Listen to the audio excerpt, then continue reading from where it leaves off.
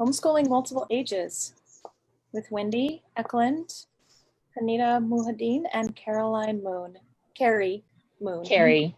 And Paige McKinney is here to help us as well. Hello. Hello. Yeah. Okay, so my name's Kanita Muhadeen. I live in Anaheim, California. I went to UC Irvine. I love that place. And I received my multiple subject teaching credential from there, as well as my master's in teacher education. But I must say that that is not a prerequisite to homeschooling. The only prerequisite is you need to be either a mom or a caretaker of a child.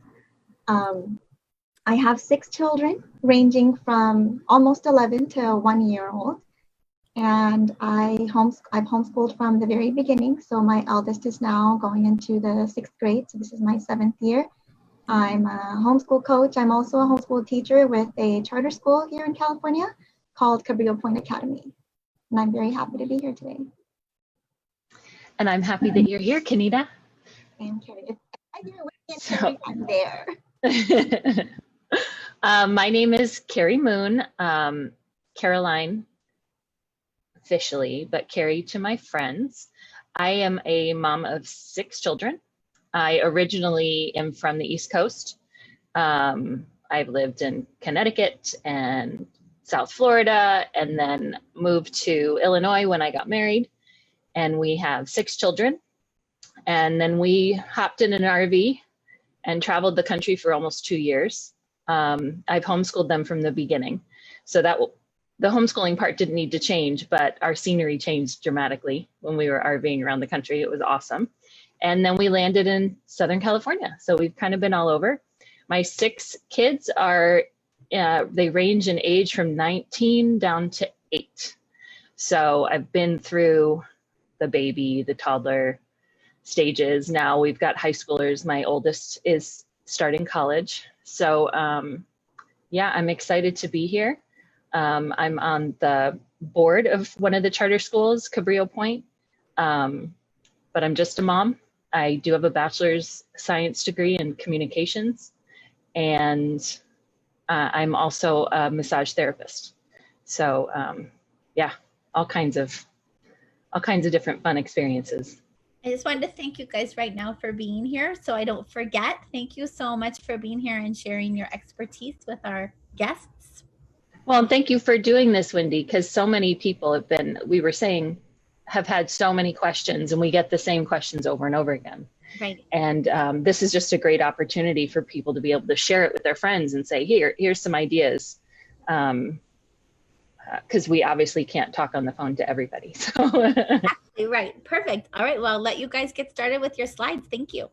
Okay. Well, I love this quote from John Taylor Gatto. And if you go into YouTube, you can find tons of videos by him.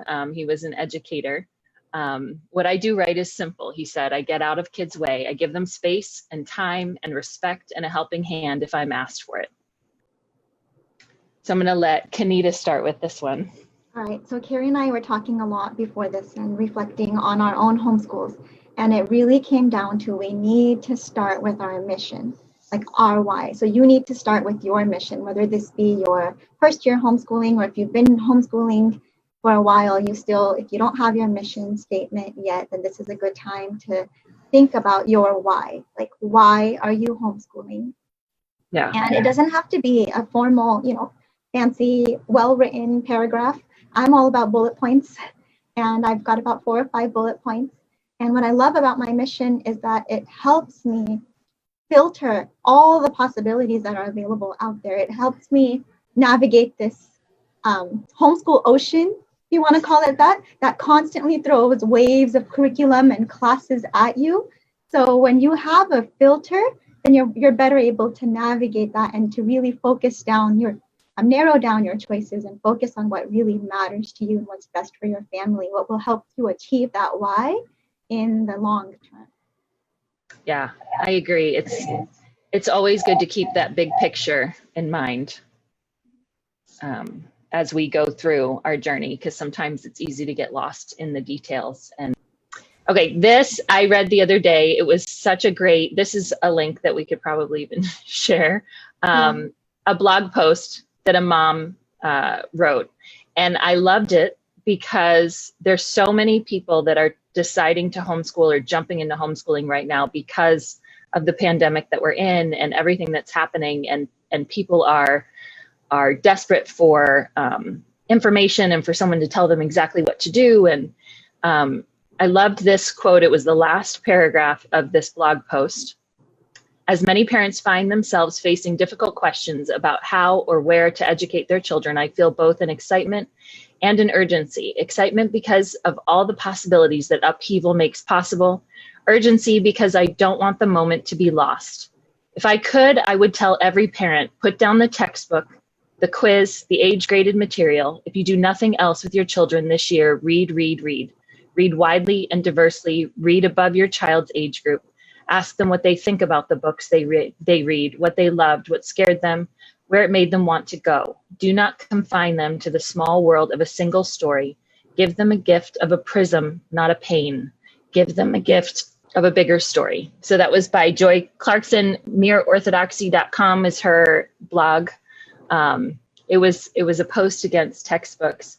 But I love that idea, and that's something that's probably the number one thing that has given us the most joy, is just taking a moment and just kind of sinking into different topics. Connection, relationships, and family life. Carrie and I both felt like this is the most important thing before academics, because if we're not connected to our children, then we're going to have it's like pulling teeth. We're going to have a really hard time trying to teach them the academics or anything else, right, related to parenting. So connection can be done in many different ways. I love connecting with them one-on-one, even if that means inviting them to run an errand with me, or, cuddling up with them in bed at night. So the older ones, I can get to them because the younger kids sleep a little earlier than the older kids. Or maybe the elder kids, they rise earlier even too. So then I can cuddle with them and have deeper discussions at that point. And it doesn't have to be every single day. I have 6 children and I'm not enough to get around to all of them. But even doing that for 10 minutes sporadically throughout the week goes a very long way. I love playing games with them. And sometimes it's just, take the baby, run around the house chasing all of them. And, it makes me happy. It makes them happy. When they're happier, they're more likely to want to learn together and to receive everything that I want to give them. It's actually really good for us in our mental health and mental well-being, because it releases all these like endorphins and decreases your blood pressures, makes you overall a happier person, and you can be your best self, the best you can be for your family. I find a lot of times that if something is not going well with the homeschooling, it's often because there's something else going on with that child. And so really taking that time to cultivate the relationship, and it's just really valuable. I think that when our society is often very busy and our families don't often have this much time together. And so it's just a great opportunity for us to connect with our kids and just to figure out where they're going and how they're feeling about life. And maybe something needs to change. Maybe they hate their math curriculum. Maybe you need to look to change a certain activity because there's just too much resistance. So really connecting with them gives you that opportunity to figure out, what's the best path for that student. And also asking them what they want to learn this year. And then I start off by asking them, what do they want to learn? And then I add in anything that I want them to learn. And then I ask them, how do you want to learn this? I give some suggestions, and we always make sure that we come to an agreement. Like, will I be teaching it? Will you be teaching yourself? What resources do I need to give you? What time of the day will you do it? How many times a week will you do it? And the time doesn't need to be, 9 a.m. It could just be after breakfast, Yeah. So I really like having them involved in the decision making and keeping that connection, and then constantly touching base with them and asking them, what's your plan? Or even telling them what I need help with. Just communication and connection. I think that's 90% of our homeschool. Yeah, that's great. And I think that feeds into the next one, the rhythm versus schedule. Mhm. When my babies were little, there were all different sorts of philosophies about how to take care of a baby, right? And there were people that scheduled their babies. There were people that were the complete opposite. But for me, it was all about finding that natural rhythm of the day. You know, my baby would wake up at a certain time naturally and want to eat. And then they'd stay awake for a little while, and then they would get a new diaper, and then they want to take a nap, and you just find that rhythm of your day. And the same when kids get older, and then when they hit about 11 or 12, it's going to change again because they want to sleep in the morning.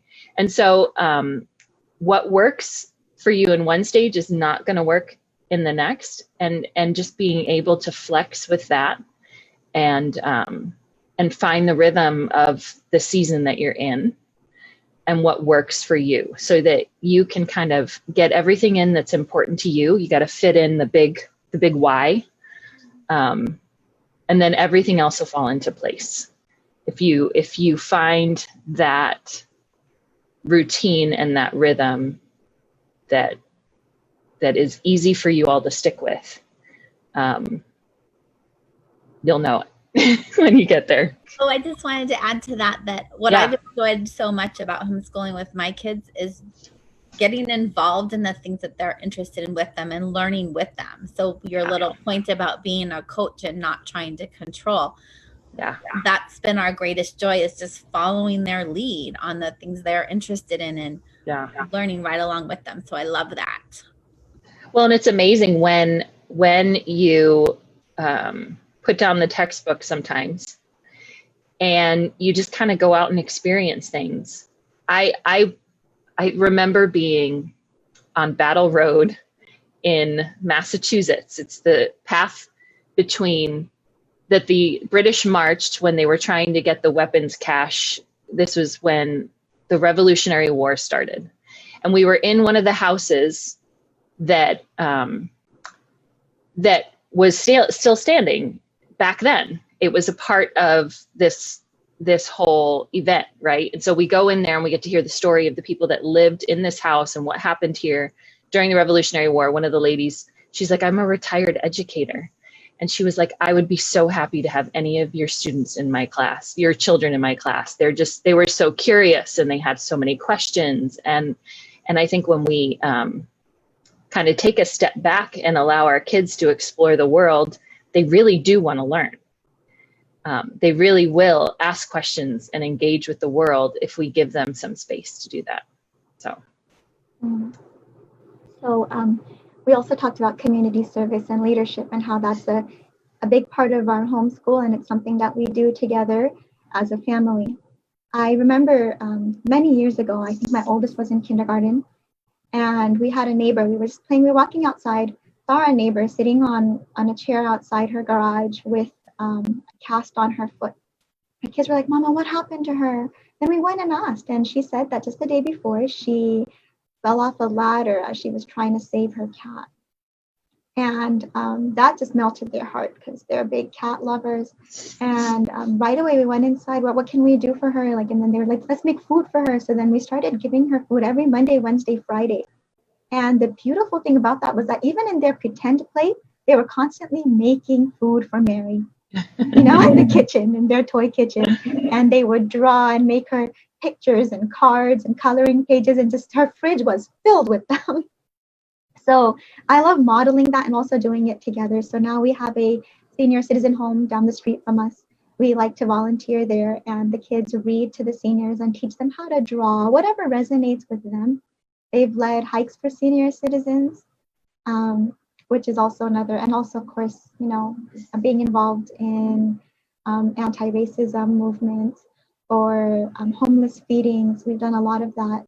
And I think all of it plays a big role in who they are now, how they view the world, and also it empowers them. You don't need to wait to grow up to make a difference. We're making a difference now, and it helps them reach their full potential. And also, it's so good for them to have this sense of purpose in life. And I think it helps them develop empathy, and it's good for their mental and physical health. It's one of the best things you can do as a family. And then for read alouds, it's a huge part of Well, Kanita, can I jump in there real quick and just say, my son he volunteered for a community carnival one time. He ended up getting a job. Wow. Because of that volunteer, because he was so present in the moment and helpful and anticipating what the vendor needed help with at this community carnival. The person looked at him and said, "Are you looking for a job?" And we've also had lots of opportunities where we get to connect with grandparents. We get to go out and have breakfast with them in the middle of the week because our schedule would allow for those kinds of things, And so I think community service and just reaching out to others, it can also be within your family, finding those people that maybe just need more connection from you guys, and a great way to show love and attention that we wouldn't normally be able to do. Right. And I think that's a great way to problem solve that question we always get. Well, what about socialization? How are homeschool children socialized?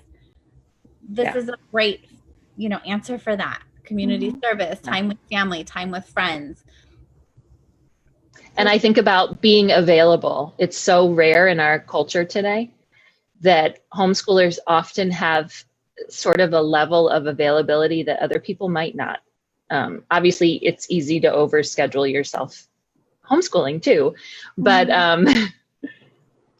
I think having that availability and seeing a need, like you were saying, Kanita, and being able to jump in and help and do, it really does make our kids feel useful and and it brings a lot of joy. Yep, and you can easily drop everything no matter how busy you are. So your friend's having a baby, she's going to the hospital. Well, guess what? We're not schooling today. We're going to go help her. Right? We're going to bring her kids over, whatever it may be. I had friends have emergency surgery. Okay, drop them off at my house because I'm here. And so those are other great things. Yeah. So for read alouds, I think it really helps children. Like, it stimulates their imagination. It helps them develop empathy and see life through different characters, perspectives. We recently, for example, finished reading Wonder. Don't know if you've read it, but my voice was constantly cracking up. I cried so much, and I'm not ashamed to cry in front of them. But it's just so heartwarming and so inspiring, and it helps my children. I think now they have a very different opinion about even bullies. They're not going to judge a bully because they know it's coming from somewhere. And then also it's about a child who looks different, not necessarily special ed, but who looks different, and how that affects everybody. The child's parents, siblings, friends, and how the child himself sees the world and feels. So just any book, it's really easy to take a book and teach them the values that we want them to learn, whether it's about, alcoholism or early relationships or bullying, materialism. There's so much you can teach through a book and impart to them that no matter how old they are, my kids, well, my oldest is almost 11, and he will drop everything for me to read. Do you want to add anything here, Carrie? So will my 17-year-old daughter. Anytime I start reading, the kids are just riveted. And we got into this routine too, where I would read to, especially the little ones, at bedtime. So I have 6 children, and we often had lots of kids in one room, and trying to get them settled down at night was really, really hard. So I had this routine where I would read to them from books without pictures, because I didn't want everybody looking over my shoulder and climbing on me to see the pictures. So I told them I'd start reading as soon as their heads were on their pillows. And I would read to them from, oh my gosh, Treasure Island, Little House on the Prairie books. One of my absolute favorite books that I think every brand new homeschooler should read aloud to their children is Understood Betsy. Yes. Understood Betsy. If you haven't ever read it, get a copy. It's about a fourth grade age girl in the early 1900s. And it's wonderful. There's a whole chapter called What Grade Am I? And I love it. And it's really about self-realization and realizing you can do things for yourself, and taking ownership of what you do and what you know. And it's a really great story. So yes, read alouds are wonderful. And I even have read things to my kids. Oh, Children of the New Forest, the super old book about the time in England when there was no king, when there was no monarchy, like this short window. And it's really old language. And when I first started reading it to my kids, their eyes rolled back in their head, but they really got into it. And I would say, just try something, try different stories. It's just really fun. And we would read maybe little bits at a time. And if you spread out a book over 12 weeks, guess what? They're going to remember it. You don't have to read it all in 1 week. If you take little bits and read to them a little bit from it every week, they will remember so much more. And then having my kids tell me what I read to them. And they'll do this naturally, especially when they're little, and it's just narration, right? So that's the best way to remember. So having your reading to your kids, reading fiction, reading history, reading all kinds of stuff. What were some of the history books? 50 Famous Stories. I remember calling my husband up at work in the middle of the day because I had to read him one of these stories. And he was like, that can't be true. That can't be true. And he had Googled it and he was like, oh my goodness, it was true. So not only was I homeschooling my children, I was homeschooling my husband. Because you just don't know. Like there's so much amazing information and so many wonderful stories out there to be told. Reading aloud to your children and then having them tell it back to you is the best way to get things to sink into their brains. So. And also asking them what would they have done? What would you do if you were the bystander during that bullying incident? What would you do if you were the victim? What if you were the bully, and you realized it into it, but was it too late to back out? Or would you have apologized and said, I think I crossed my bounds? Yeah. So it leads to a lot of deep discussions. And you mentioned historical fiction. We recently read Stella by Starlight. It's another really good book. There's so many out there. Oh, Maybe yeah. we can compile that. Yeah. What's the one about the forest? The old. Oh, Children of the New Forest. And I found it, you can find it for free online. It's such an old book. Okay. I used to use this. It's a Christian curriculum, but it's free. I still use it. AmblesideOnline.org. And that's where I got a lot of these different ideas for different stories.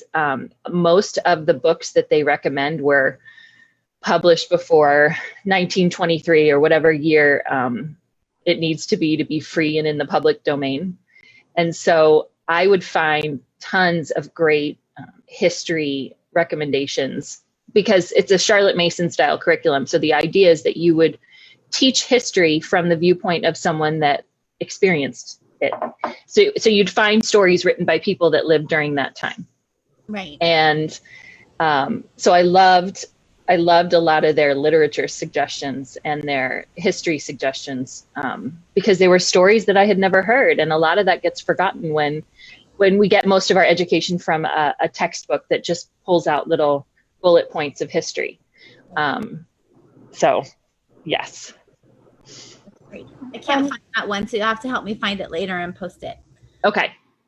I will look for it. Carrie and Kanita, we have a few questions. Do you want to answer them at the end, or do you want me to bring them to your attention as they come up?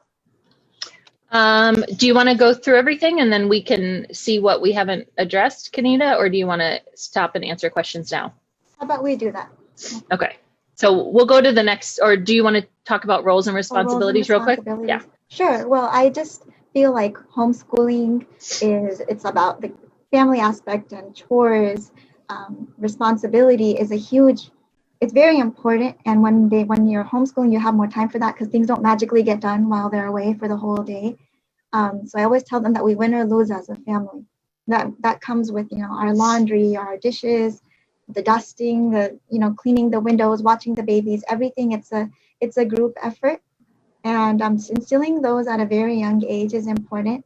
So I don't think the children have ever asked us, like, why do I need to do this? They see why it's important.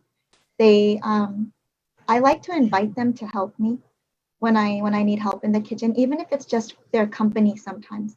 And then I just talk to them about, you know, even if I'm cleaning the bathroom, sometimes I ask them to come sit there and just talk to me. And that way I'm like, oh, did you ever notice this dirt here? Right? Did you notice the webs in the corner? And I just want them to at least get used to seeing dirt, you know, seeing dust. Even in the kitchen, like when I want to clean the fridge, I like involving them, and children, especially little ones. Like I love just putting my high chair out, the baby's high chair out in the balcony, in the patio, and I just give them, like, you know, soap, water, a scrub, and have some towels and have them clean it down. They love anything to do with that. So That's great.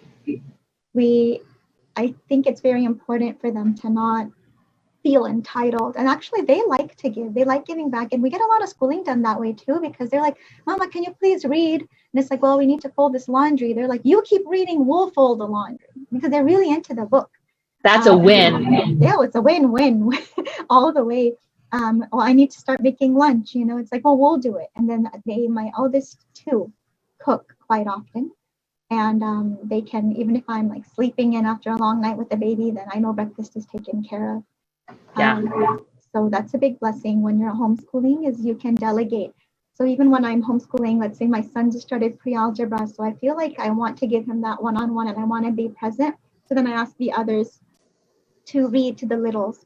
So like my 9-year-old daughter will watch the infant because she needs a one-on-one. But then my first grader, it's amazing. She will read to the kindergartner and the 3-year-old, and they can sit reading for an hour. Yeah. It's great to see your older children step up too. I'll never forget that day that my son walked up to me and he was like, Mom, I walked by the potty chair and I noticed there was something in it. So I emptied it and I rinsed it in the bathtub and I put it back. And I was like, I could kiss you. And like praising him for doing something that needed to be done, not because I told him to do it, but because he saw that it needed to be done. So find those opportunities where your child takes the initiative to do something too, because that's just a great way to encourage them to take ownership. We value independence in my household. So people will be like, Mommy, can you get me some milk? And I'll be like, well, can you get it yourself? Because I think that now that you're 10, it's okay. So a lot of those things, you know, I love to spoil them, but there are certain things where, you know, if you want a drink, you are more than welcome to go into the kitchen and get yourself a drink. And valuing that, taking ownership for, you know, getting what you need and taking care of yourself, because that's what we have to do when we're grownups, right? We have to see something that needs to be done and we just have to do it. This is the good stuff. Yes. Curriculum and teaching methods. I did a talk once called the One Room Schoolhouse. This was just when my kids were little and I was first starting with homeschool. I had that very first kindergartner. And then the next year, you know, he was in first grade and I had another kindergartner. And I started adding. So then all of a sudden I had 3 little elementary kids and some babies and toddlers. And I realized that history doesn't really change and literature doesn't really change. What they grasp from it is whatever their brains are ready to get.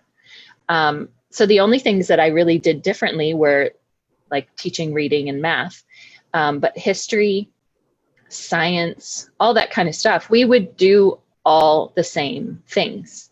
I even know, I've watched some YouTube videos. There was a homeschooling mom of 10, and she was like, I teach all my kids from the same high school history textbook because history doesn't change. So the requirements for the student might be different. When they're really little, I might just ask them to tell me what they learned. When they get a little older, I might want them to write what they've learned. But but really the majority of the science and the history and the language arts and all that kind of stuff, we did all together. We did the same things. And there are some curriculum out there that have been put together to kind of model that, where you have the same stuff that you're teaching, but at different levels for your different ages. But really, we would use the same books, and I would just have them maybe handle the material differently after we went through it, if they were older. So, Kanita, do you want to talk about? Sure. Same from my experience, I've learned that the subjects that I need to teach individually, or that I want to teach individually, are math. That can very easily be done. Sometimes we just do a math club and I'm on the floor and they're all around me, over on the table. Or sometimes if it's a little, like I said, with my son now, it's getting more challenging, and I want to make sure I'm there. Even if it's something that I've outsourced to like Khan Academy or Alex Math, I notice that when I'm present, when I'm there and available, they feel more confident, more successful, and I'm able to, quote unquote, save them before it's too late, before they lose interest or motivation, before any frustration occurs. So it's important. I think math, I need to be fully present. Science and social studies, if it's a hands-on project or something that's interest-driven and I've just given them all the resources, then they surprise me with their own projects. And like once my daughter was reading a book on botany, it was a novel, Sassafras. And I said, how'd you finish that in a day? Like, you so did not finish that. And she goes, yeah, I did. I'll prove it to you in a poem. She wrote a poem on botany, and it was just amazing about all the different plants and the medicinal purposes and stuff. So math should be done, I think, unless they're really close in age and one's advanced and the younger one's a little advanced, the older one's probably grade level, you could do it together. I did Right Start Math with my oldest. I love it. Now people come back to me and say, I thought you loved Right Start Math. It's like, I did, but that's when I was homeschooling 1 or 2, and now I'm homeschooling 4, and I've got a lot more in the mix. And so now I'm not doing it anymore. But the cool thing is that my son, who I've done it with, he can take the games and play it with the younger ones. And that's always a treat. And there's just a lot of card games that reinforce the math facts, and then that helps them still be, achieve success with the Math Mammoth workbook, for example, that I'm using right now. Learning to read is another subject when they're learning to decode, right? And I use an ordinary parent's guide to teaching reading. I love it. It's so simple. It's $20 on Amazon. I think you could get it from your library and try it out first. Very simple, straightforward. We spend about, I think I tell my son, like, we're going to do 5 minutes of learning to read and then 50 minutes of reading to learn. And I'll read you anything you want me to read. And he's 5 and he always resorts to nonfiction, books about sharks and such. And it's cool because my whole house, including my husband now, a shark was always a shark for us now. But now when we open like an encyclopedia and there's just a page full of sharks, different kinds, my son, right, he's 5, he's not reading, but he'll be like megalodon, basking shark, great white shark, tiger shark, sand tiger shark. There's a difference, Mom, wobbegong, nurse shark, lantern shark. How do you know all this? He goes, oh, look, no teeth, basking shark. Look at that tail, that's a thresher shark. It's just amazing. He came and he goes, Mama, I'm in the kitchen. He's, I want to see 60 feet. How long is 60 feet? And I'm always all about outsourcing. I asked my eldest, can you go show him 60 feet? So he took a cone, took a measuring tape, the other cone. He goes, that's 60 feet. He goes, oh, that's it. That's how long a megalodon is. So they see that. Or we were reading about leopards and I think they jumped 40 feet. So then he was like, how far can I jump? Can you measure? So then we started playing that and measuring. And I know I'm jumping around, but it's just the beauty of homeschooling and how everybody ends up learning. So science and social studies is something everyone will understand at their own level. And just because he can't read and write doesn't mean he can't be a shark scientist. He knows a lot more than many of us.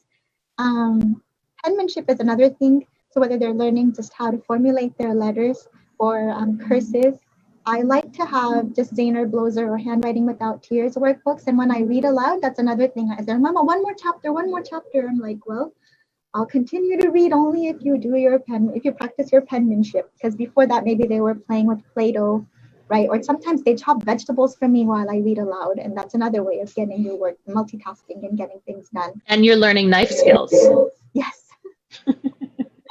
And yeah, and then the toddler, like she'll just break the cilantro, you know, the mint fenugreek. She'll just break things off, and then the older ones, the finer chopping gets done by the older children. Grammar, I'm reading the exact same book. I love using Brave Writer. You don't need it, but it's an amazing tool if you're not used to teaching grammar and just seeing it implemented everywhere. Then just using a few literature guides from Brave Writer can really empower you and give you the tools that you need to transfer over to any book that you read. So, for example, I was just reading Frindle to them, and we finished it, but we were doing the literature guide, and there's a passage that it's meant to be as copy work, but I use it differently for all my kids. So my 6th grader, he likes to memorize things. So he will just look at the passage once, memorize it. I might point out, oh, look at the ellipse here, look at the indentation, the quotations, you know, oh, look, this is a colon. And then he's like, oh, I should know that after the colon, words need to be capitalized. I didn't know that. I said, no, actually they're not, but look, this is a proper noun. That's why it's capitalized. And now he sees colons everywhere, by the way. And he's like, oh, yeah, not, you know, the after that was not capitalized. So then they learn when to insert quotations and commas. So my 6th graders expected to do it the way it is. And then I think the Arrow literature guide is for grades 4 through 6. So then my 4th grader will not memorize it, but I dictate it to her. And she likes to write it. And she wants me to test her. So she doesn't copy it. My 1st grader copies it, and I won't hold her accountable for a lot of things. I'm just looking for capitals, right? But she's got the commas. And what's cool is she actually saw me I'm taking some notes during one of my meetings last week. And she goes, Mama, you're using ellipses. I didn't know she caught on to that, which is really cool. And then my kindergartner also likes to write. He'll maybe write one sentence instead of the full paragraph.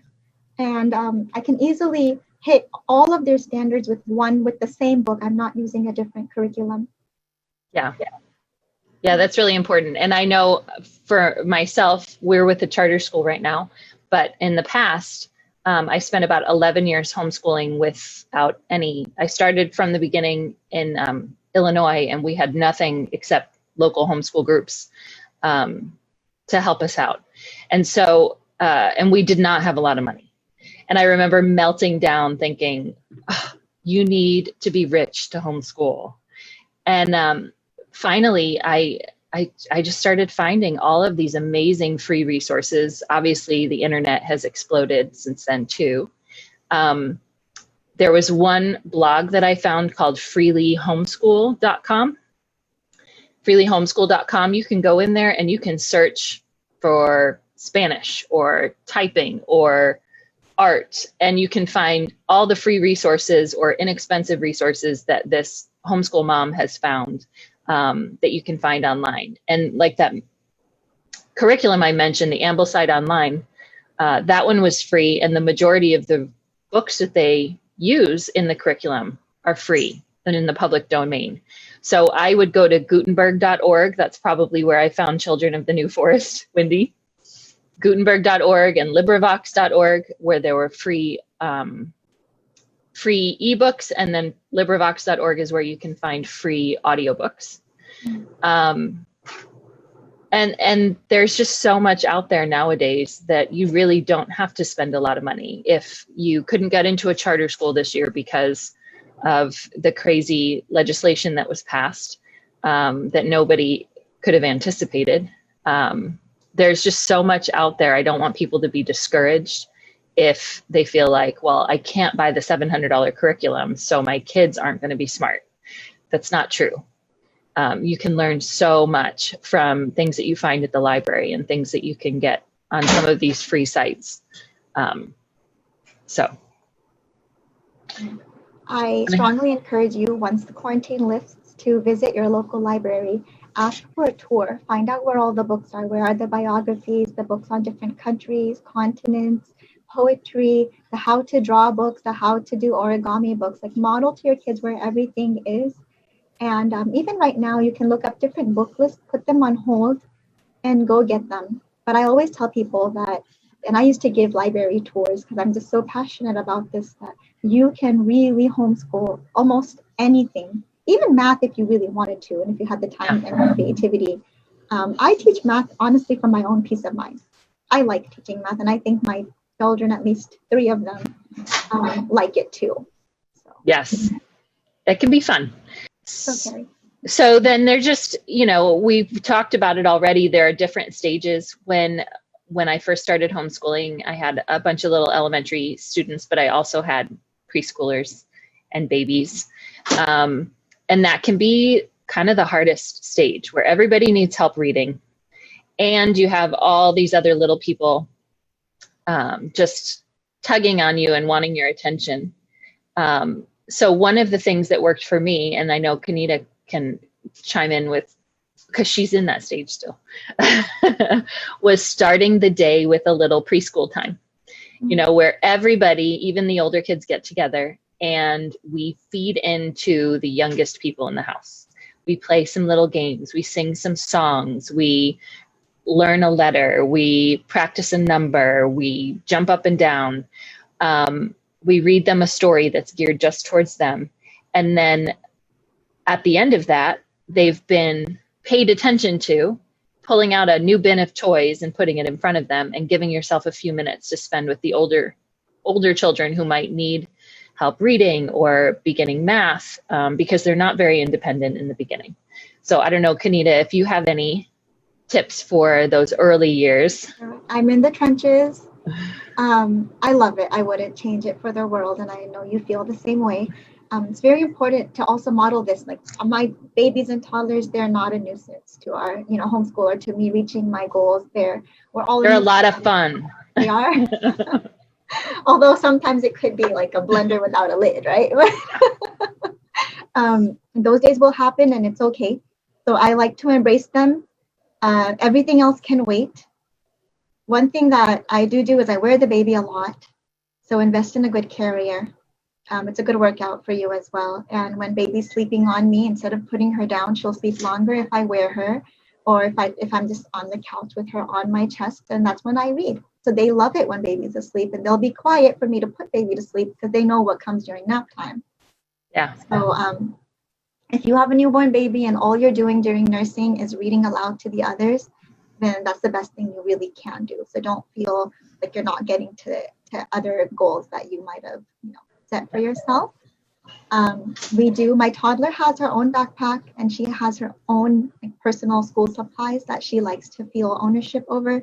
We do a lot of coloring pages and coloring books, even a preschool workbook that she can do whatever she wants with it. The cool thing is that the older kids make coloring pages for her. So that's that's great. When I'm reading and that maybe she wants my attention, they're like, "Hey, Aisha, do you want me to draw a horse for you? Do you want a baby or an adult?" And then she's like, yeah. And it's like, do you want big or small? Is it running or walking? The coolest thing yesterday was she was drawing a snowy egret. And she asks her, do you want the snowy egret to be proud, elegant, or smug? It's very, very cute.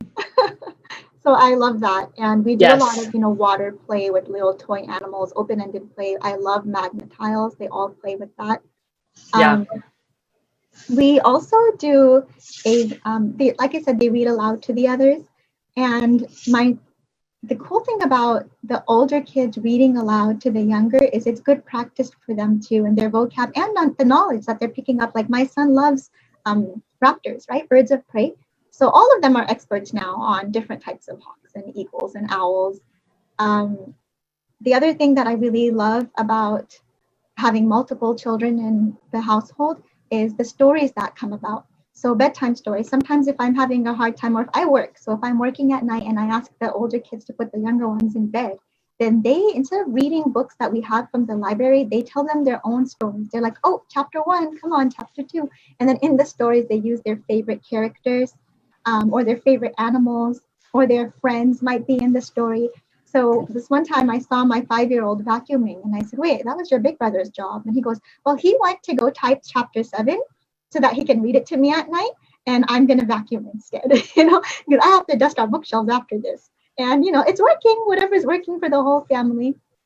So they write stories, and we also do cliffhangers where we have a notebook and everybody writes. So my first grader writes a story and she leaves it for me to continue. Then I write a story and then I leave it for her to continue. And in her writing, I can see what I want to work on. I might want to work on how she's, incorrectly using apostrophes for plurals, or whether or not she's capitalizing, or, well, she has a lot of dialogue, so let me start teaching her quotations. And I can just teach that when I start writing my part of the cliffhanger. So Yeah. they have their own cliffhangers because my first grader was possessive about hers with me. So it's pretty neat how that plays out in your homeschool. Yeah. And I think a lot of the teaching comes naturally. I would say I've never followed the I can statements, but my second grader tested at a 7th grade level when she did her assessments in the spring. And it's not something that I've needed to sit and make sure, okay, you're doing this, you're not doing this, but you just look at your child and you say, okay, what comes next? Okay, you've learned your letter sounds. Now we're going to put them together and make words. Okay, well, now you can put them together and make words. Let's read whole sentences and then paragraphs. And the same with numbers. You can count, your basic numbers. Okay, now we're going to add them together. Okay, now we're going to subtract. Now we're going to multiply. And you just go to the next stage with them. And we know what that is because we're adults. We've gone through it ourselves. We know what we need to know. And so a lot of the stuff that we've done in our years has come naturally. I loved, in my early years, Ruth Beechick wrote a book called The 3 R's. You can still find it probably on Amazon for $10. They put it together in 1 volume now, but it used to be 3 little booklets. The 3 R's by Ruth Beechick is an amazing little resource that teaches you how to basically teach your child through 3rd grade and beyond without a curriculum. And it's a natural language learning method and math and all that kind of stuff, and how to write, and modeling those things for your kids. And I loved her stuff, and I probably reread that book still every other year. It's just so many great resources in there. And then I wanted to bring up with you, Kanita, what you were saying about carrying the baby. I had all the baby carriers in my years, and the pack and play setup, and the high chair. So when the toys weren't, when we were done playing with them, I'd say, okay, time for a snack. And we'd clean up the toys because I didn't ever want to leave things sitting out forever, because then the house just gets destroyed. So we'd clean up whatever they were playing with for a little bit. And then I'd put them in the high chair and I'd give them some Play-Doh, or I'd pull out a page from the Kumon cutting workbook and let them cut it up and then cut it into teeny tiny little pieces. There are so many ways that you can engage, like the toddlers and the babies, that I just want to encourage moms out there with little ones, find ways to contain them and engage them. Right. Let them dig. They can dig, like pots and pans, and real food and some water and, a spoon to play and eat at the same time. There will be a mess, but then it's worth it. Yeah. And then you clean up right after. I know someone that used to let their toddler just like crack a dozen eggs. And I was like, oh, you're wasting food. And they were like, seriously, it's worth it. I'm not there yet. I let her play with honey. And it wasn't intended, but I saw her getting into a bowl of honey that was left on the table. And she was in her high chair, so it was contained, but it was all over her head to toe by the end of our lesson. But it's okay. She got a shower when she needed a shower. So. Well, if you mix honey, natural peanut butter, and evaporated milk, the powdered evaporated milk together, you can make an edible Play-Doh. Yeah. As long as nobody's allergic to peanut butter. You reminded me, Carrie, when you mentioned the I can statements. And this was not planned, but I added my 4th in the mix of my homeschool this year. And one thing that I love to do is try new curricula, because that's what excites me. It brings me joy. Just because something worked for all of them, I like to try something new. I get bored. I want to make sure I'm also entertained. There's so much cool stuff that's come out in the last few years. There is. So I was researching curricula, and my 4th grader comes in and I'm like, hey, I'm looking, what are you doing? I'm looking at different math books for, your brother. What do you want to, do you suggest anything? And she goes, I'll make him one and I'll teach it to him. I said, no way. And she was like, yeah, really, I'll make him a workbook. And I thought it would just be, you know, a one-time thing. But anyways, I ended up giving her the I can statements. I said, can you make sure you just include everything in here? And I've never looked at the I can statements for kindergarten. So I gave them to her, and I'll just share. You just reminded me, like, on my desk, because he does it every day. So she used like his favorite animals. Anita, I'm going to turn off the slide so they can see. Go ahead. Oh, okay. Yeah. Thank you. There. It's just really cool. That's so cool. And it's personalized with different word problems. And like his cat is in there, his other siblings, and it has little inside jokes, you know, about his sister. Like she's always playing with snails. So it goes, you know, Aisha has 5 snails, 2 hid in their shells. How many snails didn't hide? He's doing a lot of, you know, subtraction, even multiplication. She's got like geometric shapes in here, and he's counting by tens. It's he loves it, and he's almost done with it. So I haven't started my own fancy math curriculum yet, because he loves this and he wants to do it every day, which is why it's on my desk. And she actually, like, when he's not listening to her, she goes, I won't do your math workbook with you. He'll do it right away. That's adorable. Yeah. I love that. Me too. So going to self-directed learning, for me, that's the ultimate goal in my homeschool, is that they love learning and they know that they can learn whatever they want. They don't have to wait for me to assign it or wait for me to provide them resources. And I like also interviewing them at the beginning of the homeschool and then throughout the year, touching base with them. Like, what do you want to learn? How much, like how maybe they might lose interest in it after a few days or weeks. Maybe it's a year-long thing. So I like to give them the opportunity to learn whatever they want and all the resources and freedom. So often when people ask me, like, how do your kids know so much, or how did they do so much? And I'm like, or they are really into art and they listen to a lot of audiobooks while doing art. And I'm just like, you know, I think I just ignored them. And my friend was like, you don't ignore them, you give them time and space and freedom. And I was like, that sounds much better. It's true. I let them be. So I think when I'm not peering over them and constantly, you know, micromanaging what they're doing, it gives them a lot of freedom and liberty to just pursue their passions, their interests, and it empowers them to know that they can learn anything they want, however they want. Yes. Whenever they want. It's pretty cool. I agree with that. Beautiful advice. Yes, it is great advice. We talked about most of this, outsourcing. A lot of it, yeah. Right. I outsource a lot to the older children, teaching the younger siblings, and that actually helps them master concepts too. It's good review for them. So like with him teaching the Right Start math games, that's pretty cool. It helps reinforce my son's like number sense and his foundation. Yeah, that's great. Yeah, and also realizing that we're not enough, we're never enough, and we're, you know, a village, a community working together. So seeking out mentors, and that's so often there's a misconception about homeschooling where they think you teach every single subject, and that's not true.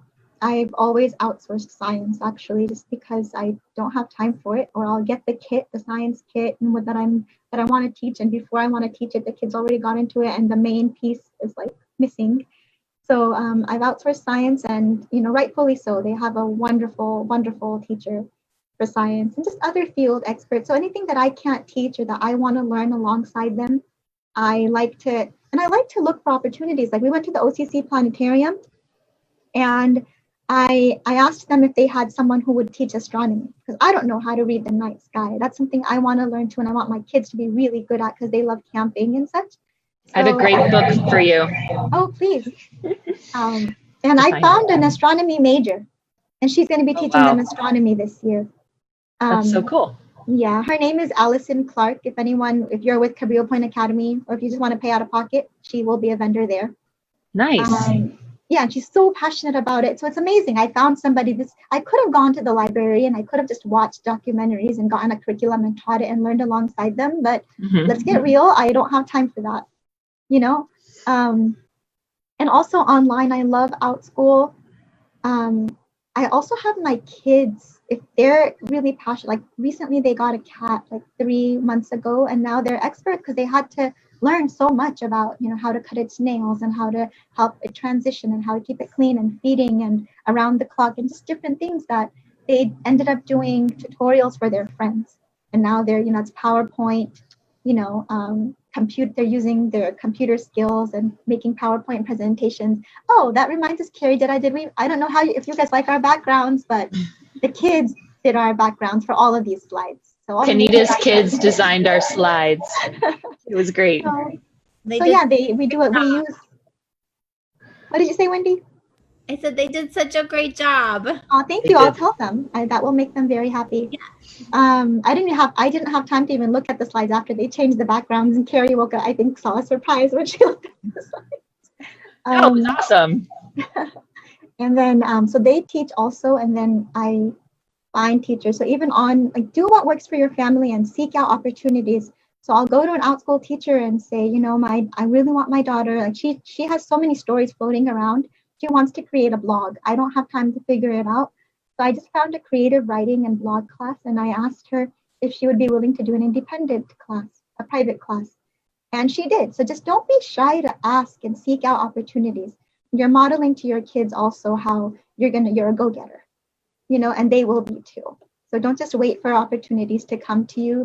I have a great story about this. My daughter, this is several years ago. She's 17 now. She was maybe 14 at the time, and we were a part, and actually I haven't looked at the site in a while. It was a site called DIY.org, and it was for kids, and it encouraged creativity. So they could research and work on all kinds of skills on this site. And they were always adding new things, and they had experts that could kind of help the kids, but they could pick something. And my daughter picked journalism one day. Mm-hmm. And she wanted to work on this journalism badge, and you could earn badges by completing certain tasks. And there were 5 different things, and one of them was to interview a journalist. And so my daughter knew a friend of mine had done some journalism before, and she's a fellow homeschooling mom. And she said, could I interview you for this badge? And my friend said, oh no, you don't want to interview me. You want to interview my friend who works for the LA Times.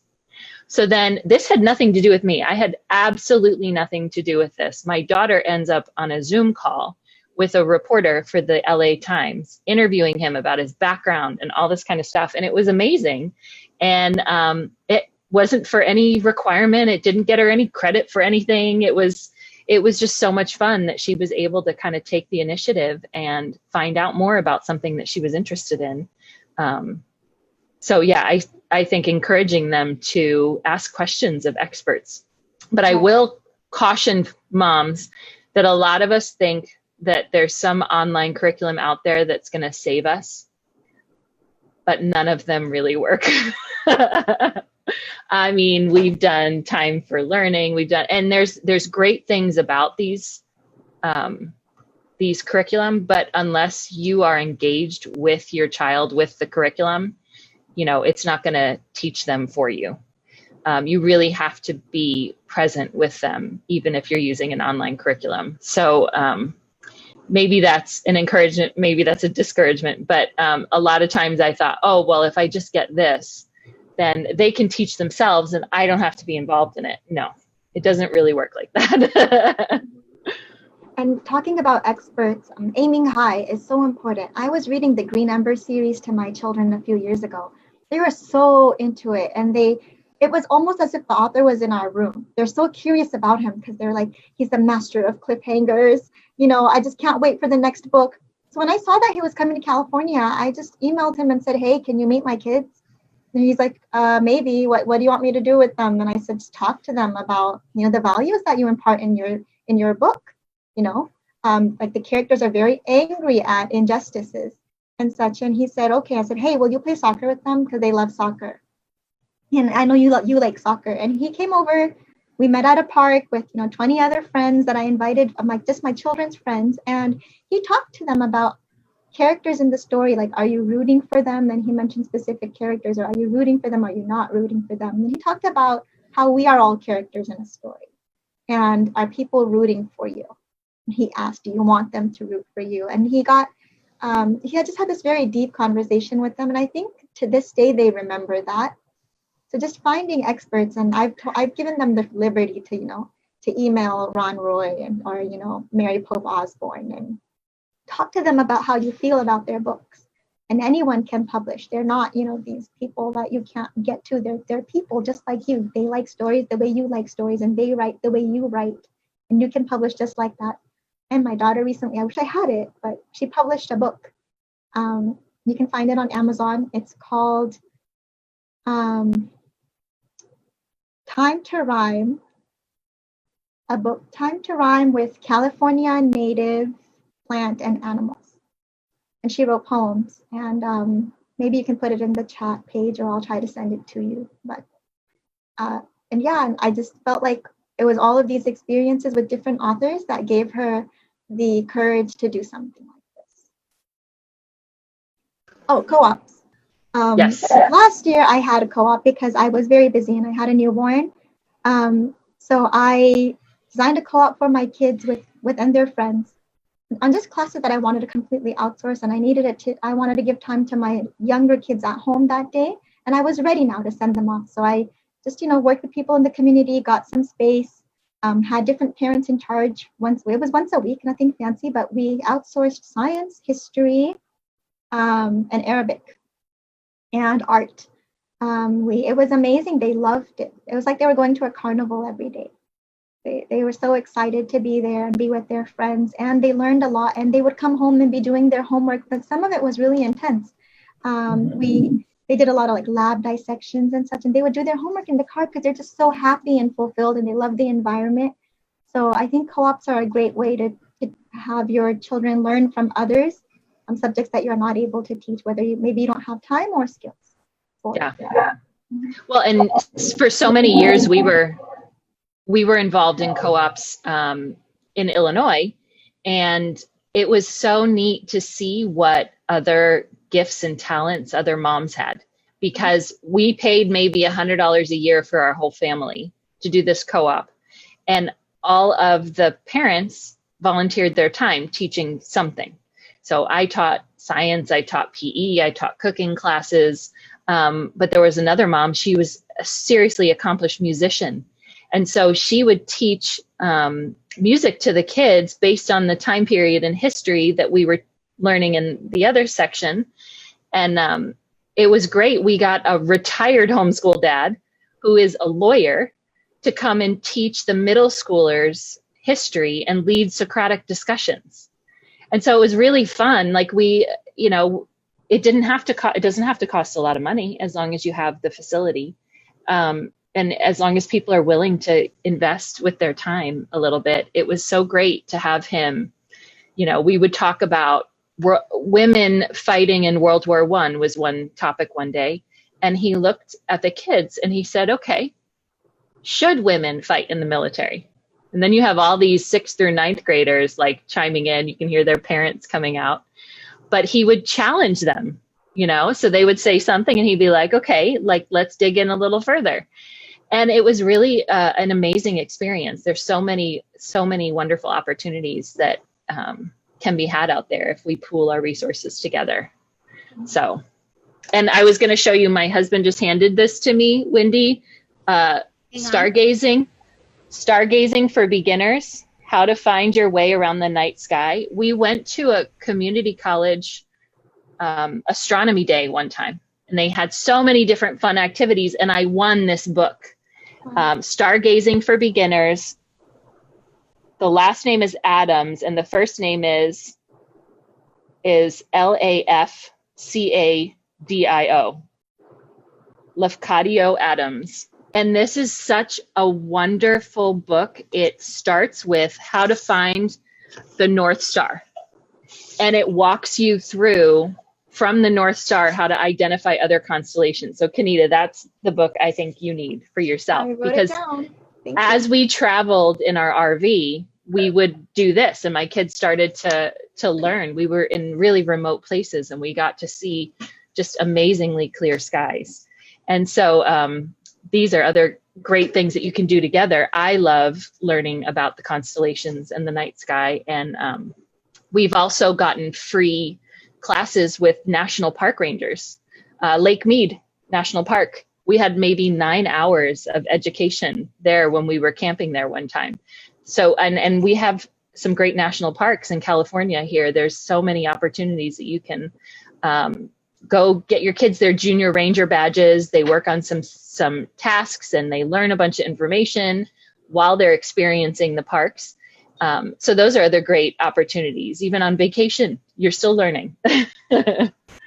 I, for a while, felt kind of stuck with my little kids. We lived in Illinois. It just didn't feel like we could ever travel anywhere. It wasn't very fun. And then one day my attitude changed and I decided I would just mine the area that we lived in for everything that there was to see there.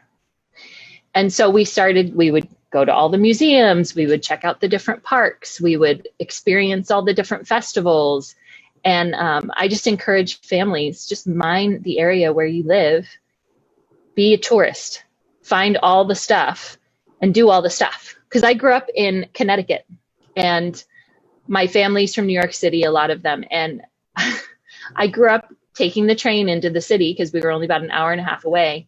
And when I was in high school, I had never been inside the Empire State Building, right? Like, you know, there were just all these different things that tourists might do, but I never had done. And so I went into the Empire State Building when we went there with my sister's college friends. And I was like, how cool is this? How come I've never done this before? And so I think about that a lot. You know, where do I live and what have I not done just because, oh, that's what the tourists do. So I decided to become a tourist wherever I lived.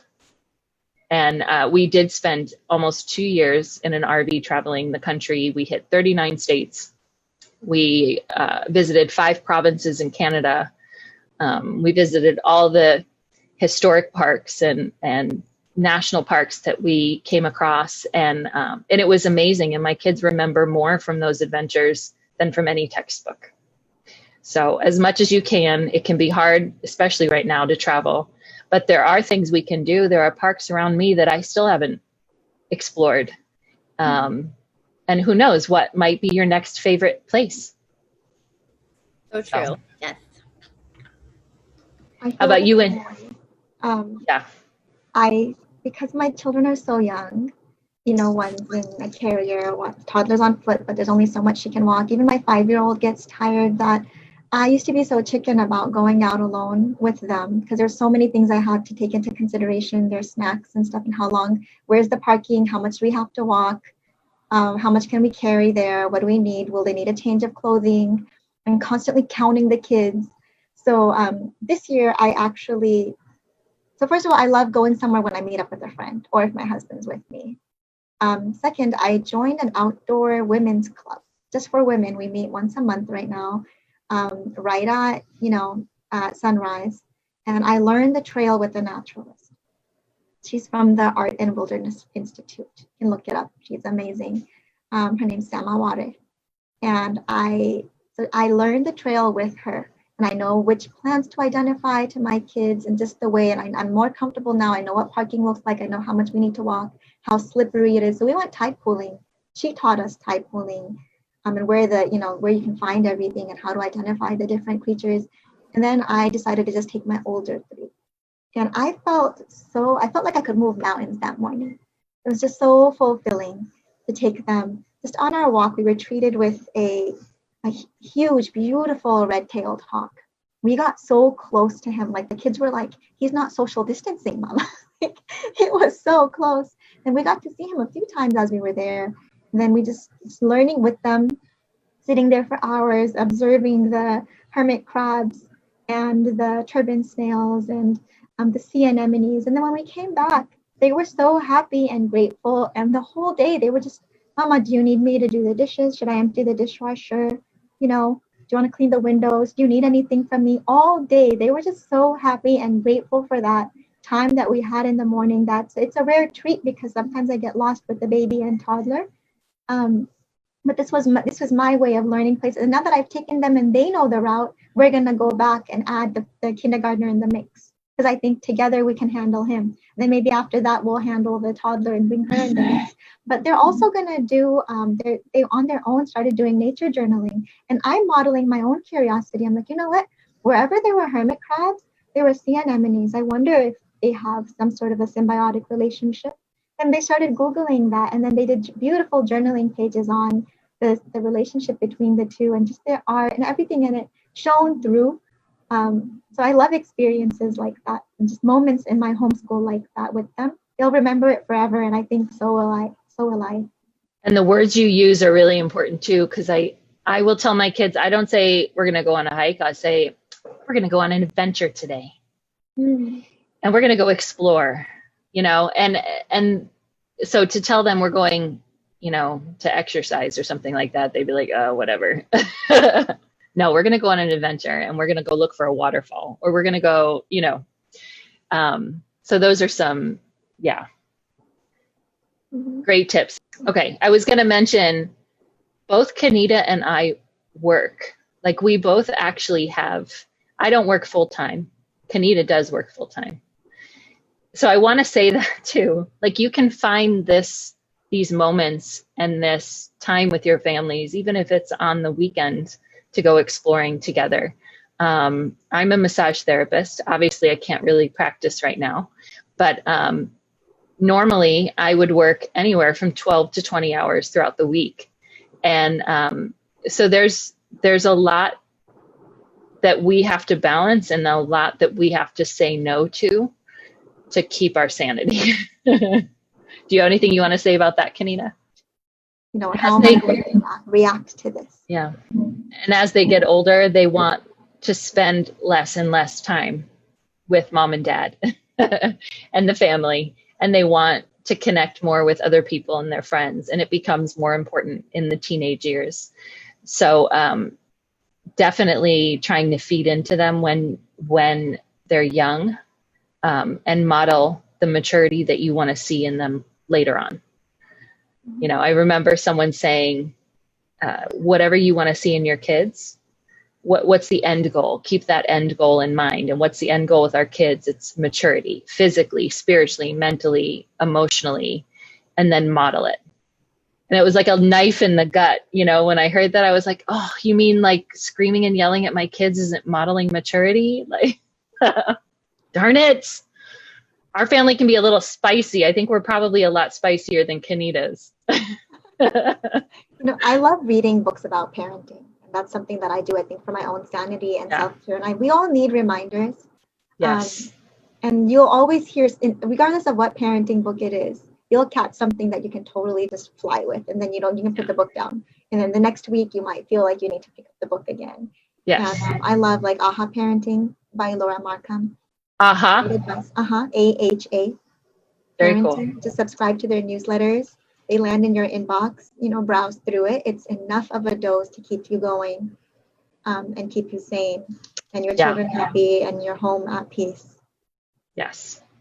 Yeah. And this all comes back to the beginning slides where, you have to figure out who you are yourself and what is your family mission and your family calling and what kind of life do you want to live together?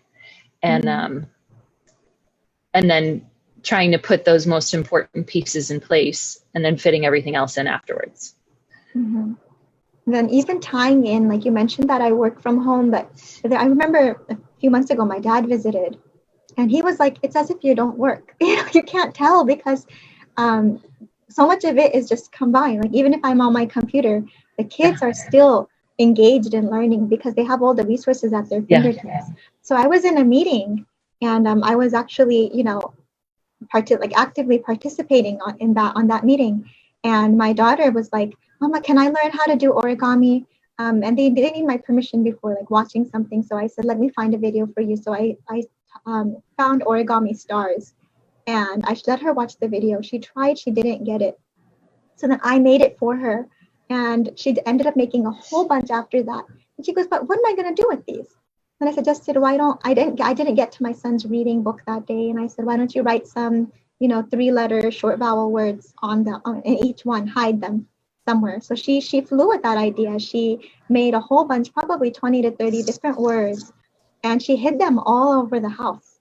And then the whole, like everybody from, the 10-year-old, 10, 9, 6, and then not even the 3 and 1-year-old, they're all following the 5-year-old as he's looking and hunting for these origami stars with words hidden in them. He'll open it, read it, he goes, in Finn. And they're all like, yay! And then they started screaming, star reader. It was the cutest thing how the whole family was celebrating, and she got her writing done.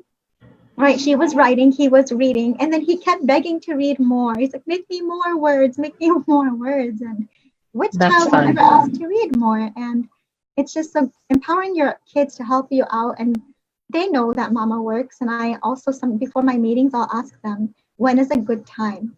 And I like taking their feedback into consideration, because they're like, mama, I like you with us in the morning, during nap time. That's when we're usually quietly listening to an audiobook and doing art. So that's a good time for your meeting. Or the weather is nice, so we can play outside during this time. So this is a good time for your meetings. And I really appreciate having that relationship with them and that open communication where they help me thrive at work. And then the house is, taken care of. The kids are taken care of. Children, preschoolers through 3rd grade. And I know you've covered that already. So it's up to you if you want to answer that one. Preschoolers through 3rd grade, I would make that your number one priority. Read high quality literature, read books not at their level, but at a very advanced reading level, because you're the one reading it, and model just that love. And like the reason why I get through so many books is because I can't put it down. I finished the whole Harry Potter series to them in like 7 months, because I just couldn't put it down. So anytime we find, I read it.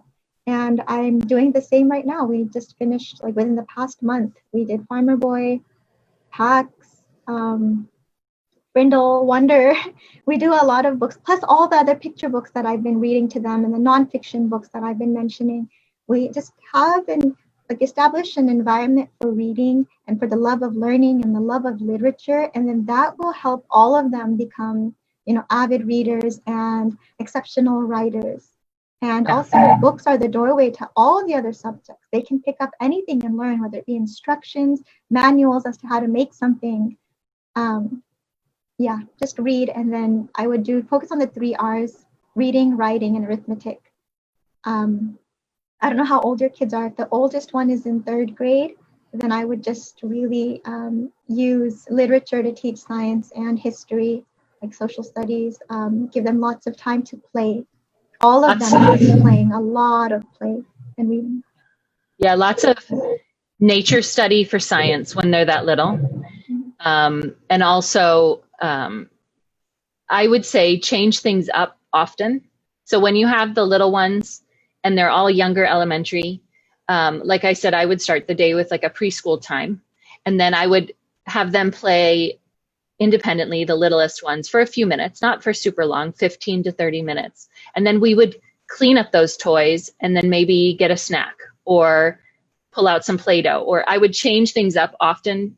I feel like if you try to spend too much uninterrupted time with the older children alone, that's when the little ones start to get into trouble and start fussing and whining. So I would find those moments every 15 to 30 minutes to just change something up for them.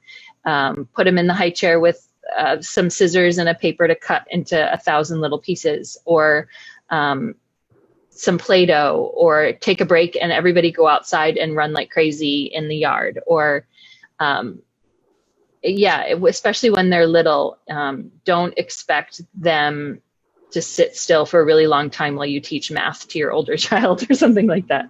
So I would definitely keep changing things up, make sure that you've got them in a safe place, contained when you're focusing on the older ones. And those kinds of things really helped me when I found that rhythm to our day that really worked for us. And then we would do read aloud. Sometimes I read aloud to them while they ate lunch.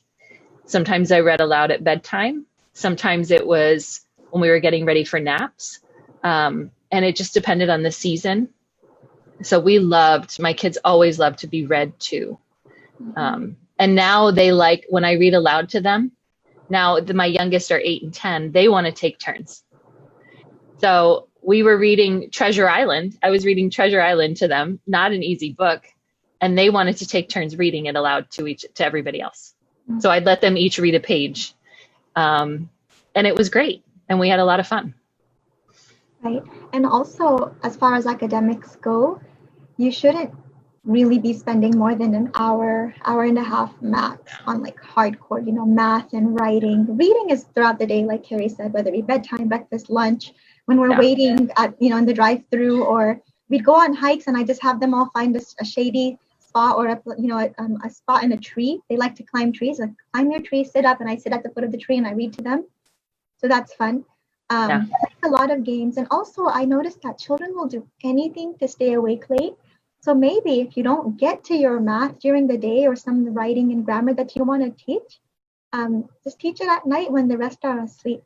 My kids have begged to do math at like 9 p.m. because they think they'll get to stay awake longer. We do a lot of puzzles together. Puzzles is a great way to learn.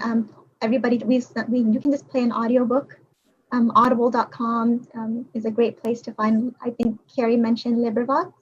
And also Freely Homeschool has audiobooks on it for free. Yeah. So you can do a lot of that. I remember once my kids, when I had 3 just like you, she had, I was putting the baby to sleep and I come down and the living room floor was filled with puzzles. They just started making a lot of puzzles and they're like, we're opening a puzzle store. We're going to call it Puzzle D Store. And there's a whole line of people waiting outside our door, waiting to enter our store, and we have to hurry up and set up. Can you help us? So I took that opportunity to play with them and make a lot of puzzles and then talk about money and business and costs and discounts, percentages. And we made little, price tags for all of the puzzles, and the new ones cost more than the old ones. There's a discount on the missing pieces. So a lot of it is through pretend play. You'll actually get a lot of academics done that way too. Thank you, ladies. I just wanted to third and fourth support the reading aloud idea. At one time I only have 3. It felt like a lot when they were 6, 3, and 0. Yes. And it feels like a lot then.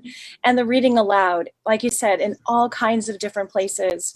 We would go to the pool and one of the children really did not like the community pool. So that's when you read aloud.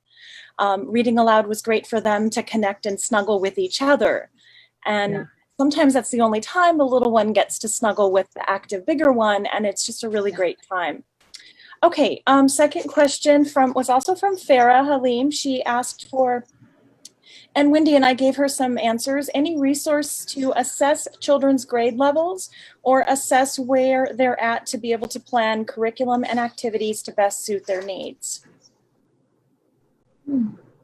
Wendy and I recommended visiting some curriculum websites like Time for Learning, or I've got to scroll all the way up to find all of the links. We linked to a page, another homeschool blog that has a lot of links. And then just a reminder that, that isn't the most important thing to assess, like you guys suggested. Your family goals, learning styles, your homeschool lifestyle also needs to be balanced. Yeah, and I think we spend the most time with them. We spend more time with them than anyone else, and we know what our kids are struggling with. We just do. And I had a child that really, really struggled with numbers, and when the younger siblings started to surpass them in like math facts and all that kind of stuff, and we're talking like a 5-year age difference, you're like, okay, we need to be a little more intentional and try and figure out what's going on with you. So if there's a child that has some kind of particular issues or special needs, I definitely recommend seeking out, experts that could help you kind of hone in on, how do they learn best and what do I need to do to help them to succeed. But if we're just talking a typical student that doesn't have any, they're learning to read just fine, they can do numbers and things like that just fine. Everyone has different strengths. I would definitely, you could definitely assess their grade level, but I wouldn't stop there. I wouldn't expect them to only read at their grade level. I always go above it with my kids. I read to them from books that are way more advanced than their years. and I read them amazing stories, and I want to engage their imagination, and I want to inspire them. And that's my goal as a parent. They're going to pick up all that other stuff. If they do need extra help, seek out someone that can help you with that. But if they're a typical student, then just go with what inspires you and what seems to bring them joy and expand their imagination. And those are some of my tips. Right. You can always informally assess your child, like Carrie said. So Yeah. when we're reading, I might just ask them how they feel about a certain character, what they would do if they were in that character's shoes, who's their favorite character. Or when I read Stella by Starlight, they just wanted more. I felt like I was done with the book and they wanted more. They didn't have that closure. And what gave them closure was I assigned each of them a character from the book. And I said, can you write a letter to Dr. Packard? Which I don't want to give away anything, but I had them write a letter to him. And in that letter, based on what they said, right, I could totally gauge their comprehension and their analysis of that character. They really got into that character's shoes. One was his daughter, one was someone whose life he completely destroyed. Someone was someone neutral, right? But just seeing how they wrote gave me a very accurate idea of how they understood that. And math is very easy to assess too. You don't need to give quizzes and tests, because you're constantly with them when they're doing it. They're doing it right in front of you. You can, chime in and help them as needed. Also, I think we need to redefine success. It's very important. It's not that, perfect penmanship or a perfect paragraph. It's really, to me, success means they want more. That they passed that test, they understand. It means that they love learning. They want to continue reading, and they have so many different interests, and they're willing to just dive deep into them and pull out every single book on the library shelf about insects, because now they're into insects, or maybe arachnids or different reptiles. And just giving them that confidence and the love of learning is a big success. And I think that's the biggest test you can pass as a homeschooler. So I think this even goes back to parenting, because we're constantly worried about how the world perceives them, right? So I always like to remind myself, I parent not because I'm worried about about their reaction, so parent, how do I say this? Parent so that your children, you want to be careful about, or judge yourself not based on your child's reaction, right? But based on your reaction to your child's behavior. So don't judge yourself based on your child's, test scores or their behavior, social skills, but judge yourself based on how you're dealing with those and what your plan is and how you plan on helping them improve. Yeah. That answers your question. Thank you so much. Okay, next we have a question from Karen. She asks, what do you recommend for older students who are just coming into homeschooling that are unmotivated or even resistant to learning? I've answered with a deschooling link and a suggestion to accept that sometimes there are periods of reluctance or cocooning that happen naturally. I have a teen and 2 grown adults, so having a homeschool the entire time, I still see some of that. But let's cover the range of older students. It could be younger than teenage years. And what would you two recommend? Well, I know for me, I have 3 teenagers right now, and I'm about to add my 4th teenager in November. So pray for me. I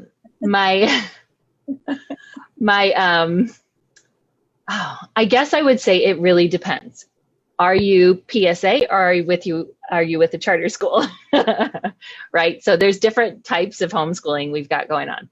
If you're with a charter school, you tend to have to pick certain types of classes, and you have to follow through with a particular curriculum. There's a lot more requirements to it, and it's a little bit more similar to what your student would be doing in a public school in a lot of ways. There is some freedom and flexibility. I know our school has these outlines that you can follow, and you can sort of pick and choose the curriculum you want to use to meet those requirements. So those are nice things to be able to do. But if you're with a charter school, it can be a little bit harder. If you're PSAing it and you're completely on your own, and I think Wendy could probably chime in with this too, I would take a step back and ask them where they're going, like what's their goal in life, and have them start dreaming big dreams. Who do they want to be?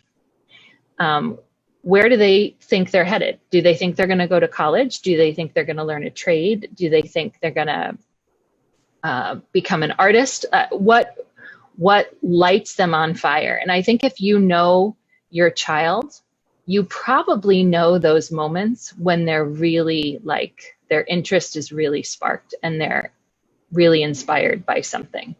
So I would have them think through and answer that question to you. What inspires them and what gets them motivated and what makes them really excited? You know, for one of my kids, it's creating ceramic art and makeup, all kinds of makeup and special effects makeup. And then there's just, yeah, I really would put it back in their ball court and say, this is your life and you need to decide how you're going to live it. Do you want to live it unmotivated and sad? Or do you want to find things that you love to do that bring you joy? And let's capitalize on those sorts of things. I don't know if you guys have any other. Yeah, I think that's great advice. I know Carrie and I have discussed how I took my oldest son out of the charter school just so we could have more freedom to follow his interests and what he loves. So he doesn't feel the pressure of jumping through hoops that he's not interested in. So I definitely think that's good advice if that's what your child's looking for. I've worked with some middle school students who went to public school their entire life, and then come 6th, 7th grade, they want to be homeschooled. And I did notice that spark, that confidence to take initiative is almost lost, because their entire life they've been waiting for someone to tell them what to do and how to do it, what to think, how to think. So there is a certain period of, like, quote unquote, de-schooling that you will find yourself and your son going through, and he or she might be waiting on you, like, okay, what's next, mom? Like, as if it's your job to create these learning opportunities for them. They don't realize that they have a lot of potential. So this might be your time to brainstorm ways of allowing your child to feel empowered and to reach their full potential, and realizing how easy it is and how the boundaries are limitless. If you're not able to do it, then maybe finding mentors and field experts in their interest. So if they're really into soccer, then you really want to go all out with that, and you can actually study, history with soccer and math and soccer. There's so much. Volunteering, maybe if they're old enough, they can do a little soccer club for the little kids. So just giving them that purpose and that realization that they can do a lot now and they don't need to wait for anybody. Go ahead. I just wanted to quickly add that even for kids who may have not enjoyed school and appear to be happy to be trying something new, it can be such a huge change, because they've been trained not to see their whole potential. They've been trained to consistently obey. They've been trained to stand in line, to wait their turn, to raise their hand for everything, wait for someone to tell them what to do. So there is going to be a learning curve, and be easy on yourself. It's okay to be annoyed. It's okay to feel impatience flood through you. It's okay for them to experience those same kinds of feelings. Just know that it will pass. Yes. And I would say, even with my high schoolers, pull out the book, Understood Betsy, and read to them that book, and then talk about it, because it really addresses a lot of these issues. I can make decisions for myself and I can do stuff for myself. And so this is the point where you decide, who am I going to be as an adult? Where am I headed? And what am I? And I would just take it back to the big picture questions, and take some time just to do some soul searching and figure out mission and vision with them. Ask them how they want their every day to feel? What do they want it to feel like when they wake up? How do they want their room to be set up? How do they want their schedule to be arranged? What are they looking for? How much time do they want to be able to spend with friends? How much time do they want to spend on other activities? And let them design their future, essentially. And you can talk about if there are certain requirements that they have to hit. Maybe we can find ways to satisfy those requirements that fit with your personality and that aren't as, difficult or painful or are way more fun than what you would have done in school. Perfect. Oh, and then I saw something on the Q&A from Farah. It kind of related just. Yes, I'm looking at that one, the demotivated children. Well, this one was, what about if we turn our kids back over to a regular system later in life, where they may not be as much flexibility? There will be more structure, more rules. Will they be able to cope? And I just want to say that my oldest son had never gone to a regular school until his sophomore year in high school. And I dropped him in one of the top performing schools in Orange County, California. He had to do 4 years of school in 3 years because they would not give him credit for any of the high school we did before he got there, because it was essentially through a PSA. And he took ownership of it. I never had to ask him if he did his homework. He was the one that decided he wanted to go back to school, and he made it happen. And he did it. He graduated with a 4.0. Now he's off to college and he wants to study engineering at UC Irvine. He's starting at community college because this year is a terrible year to go to college anywhere. And he's self-motivated to do that. So I would say I have zero concerns about him.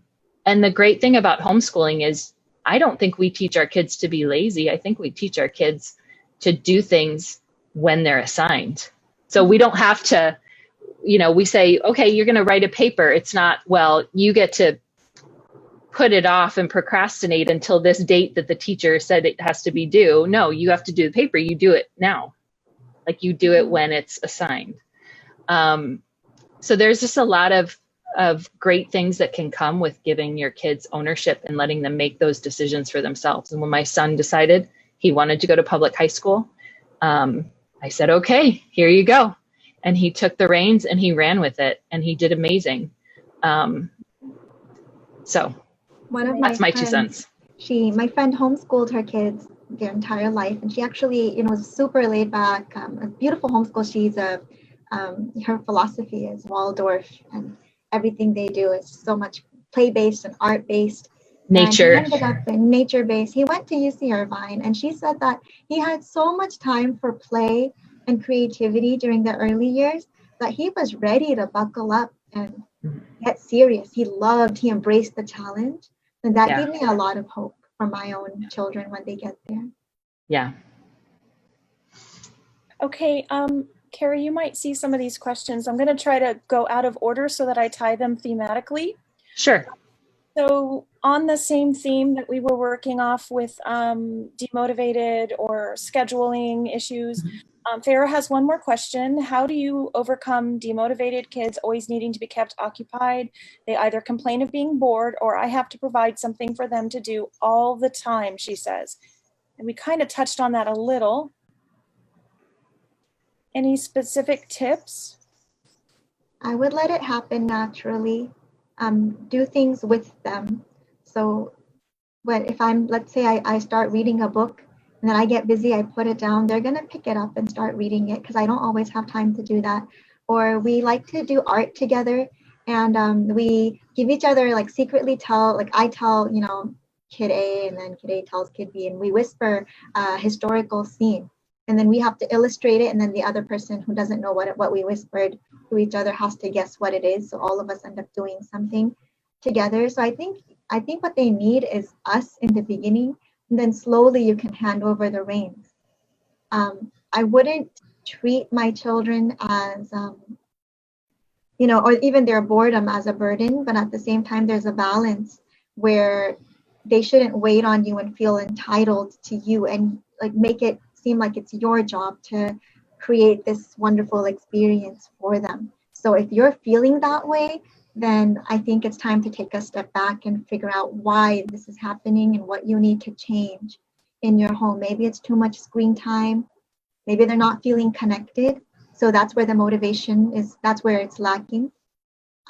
Volunteering together, learning about different causes around the world and seeing what you can do now and then actually making it happen.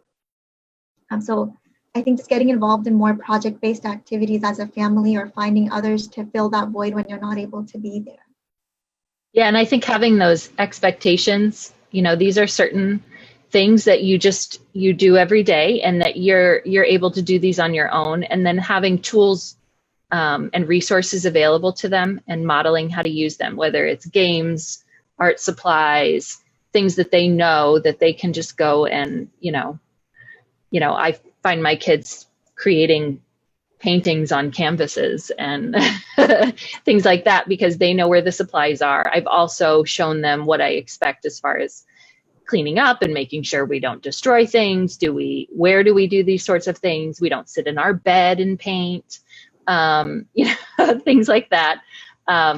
So having resources available to them, teaching them how to use them. I have kids that wanted to learn how to knit. So I gave them stuff, and I taught them some basics, and then I just let them run with it.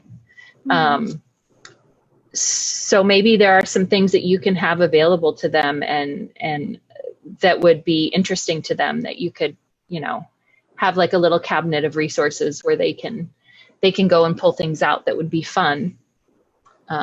I know mostly my kids complain about that kind of stuff when they're just wanting to go play on the computer. And boredom is good. So don't take it personally when your child says, "Mama, I'm bored." That doesn't mean you are a failure. Boredom is very, very good. My daughter just last week, she said, "Mama, I'm bored. Can I bake oatmeal cookies again?" And it's like, "Sure. What do you want to do with them? We still have the batch from 2 days ago." And she goes, "Can we bake them, wrap them up, go give them to the homeless on the street?" We live next to Disney. So she's like, there's a lot of people there without homes. And she's like, "Can we go give them the cookies?" And I thought that was a wonderful idea. That's sweet. So boredom always leads to amazing things. That's really great answers, ladies. Carrie, I think when you mentioned kind of maybe teaching the kids how to clean up a little bit, that might help answer a question we have from a parent who says, I'm going to read the whole question. Sure. I'm in a school with 2 young boys, kindergarten and first grade. They are very eager to learn, and I'm so excited to teach them about life. One issue I am having is sticking to a schedule. Even though I try to keep it very flexible and have them lead our daily, I still want to be able to cover at least our reading, writing, and math, even if only for 10 minutes per subject. At times, it seems like the focus of my day becomes on trying to finish these subjects, and I tend to neglect other aspects of the house. How do I find the balance I need to navigate homeschool and life at home without stressing about falling behind? I find it's easiest to start at the beginning of the year, to take some time, and even if it's a whole week, and you just clean and organize the house. Because if my space is organized, my life functions better.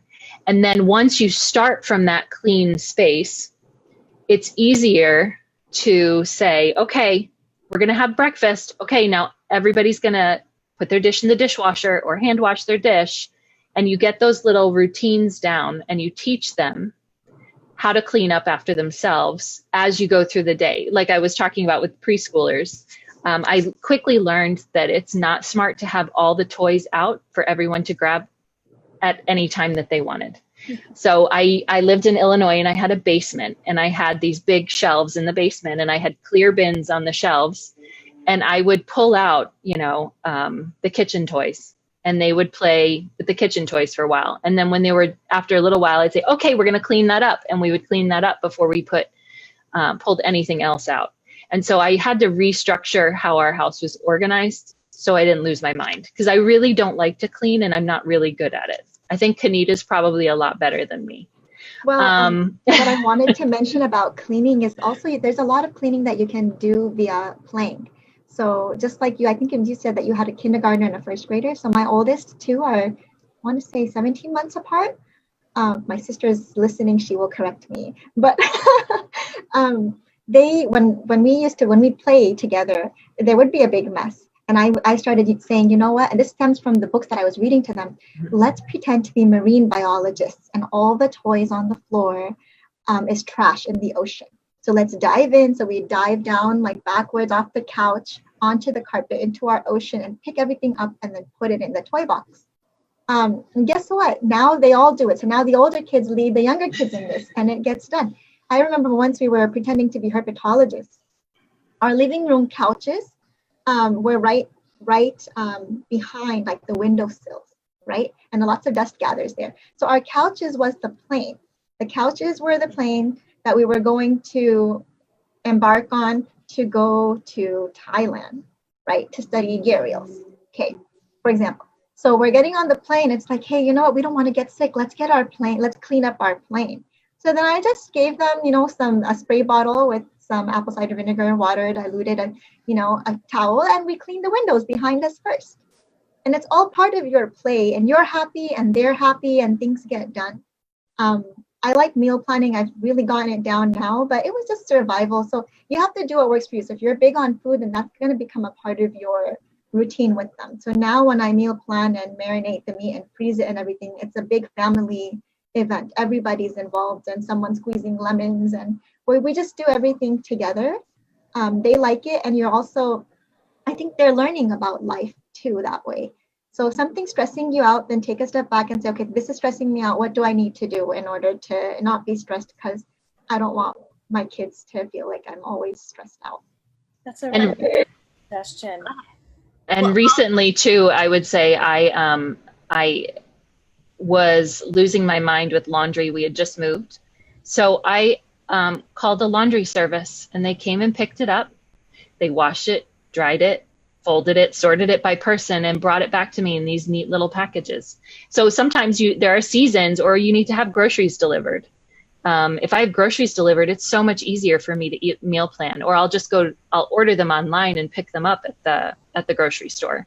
If I'm not walking around the store, spending all that time doing that, then I feel better able to plan meals and clean out my fridge and all those kinds of things. So there are certain seasons where you might need to kind of find those little things.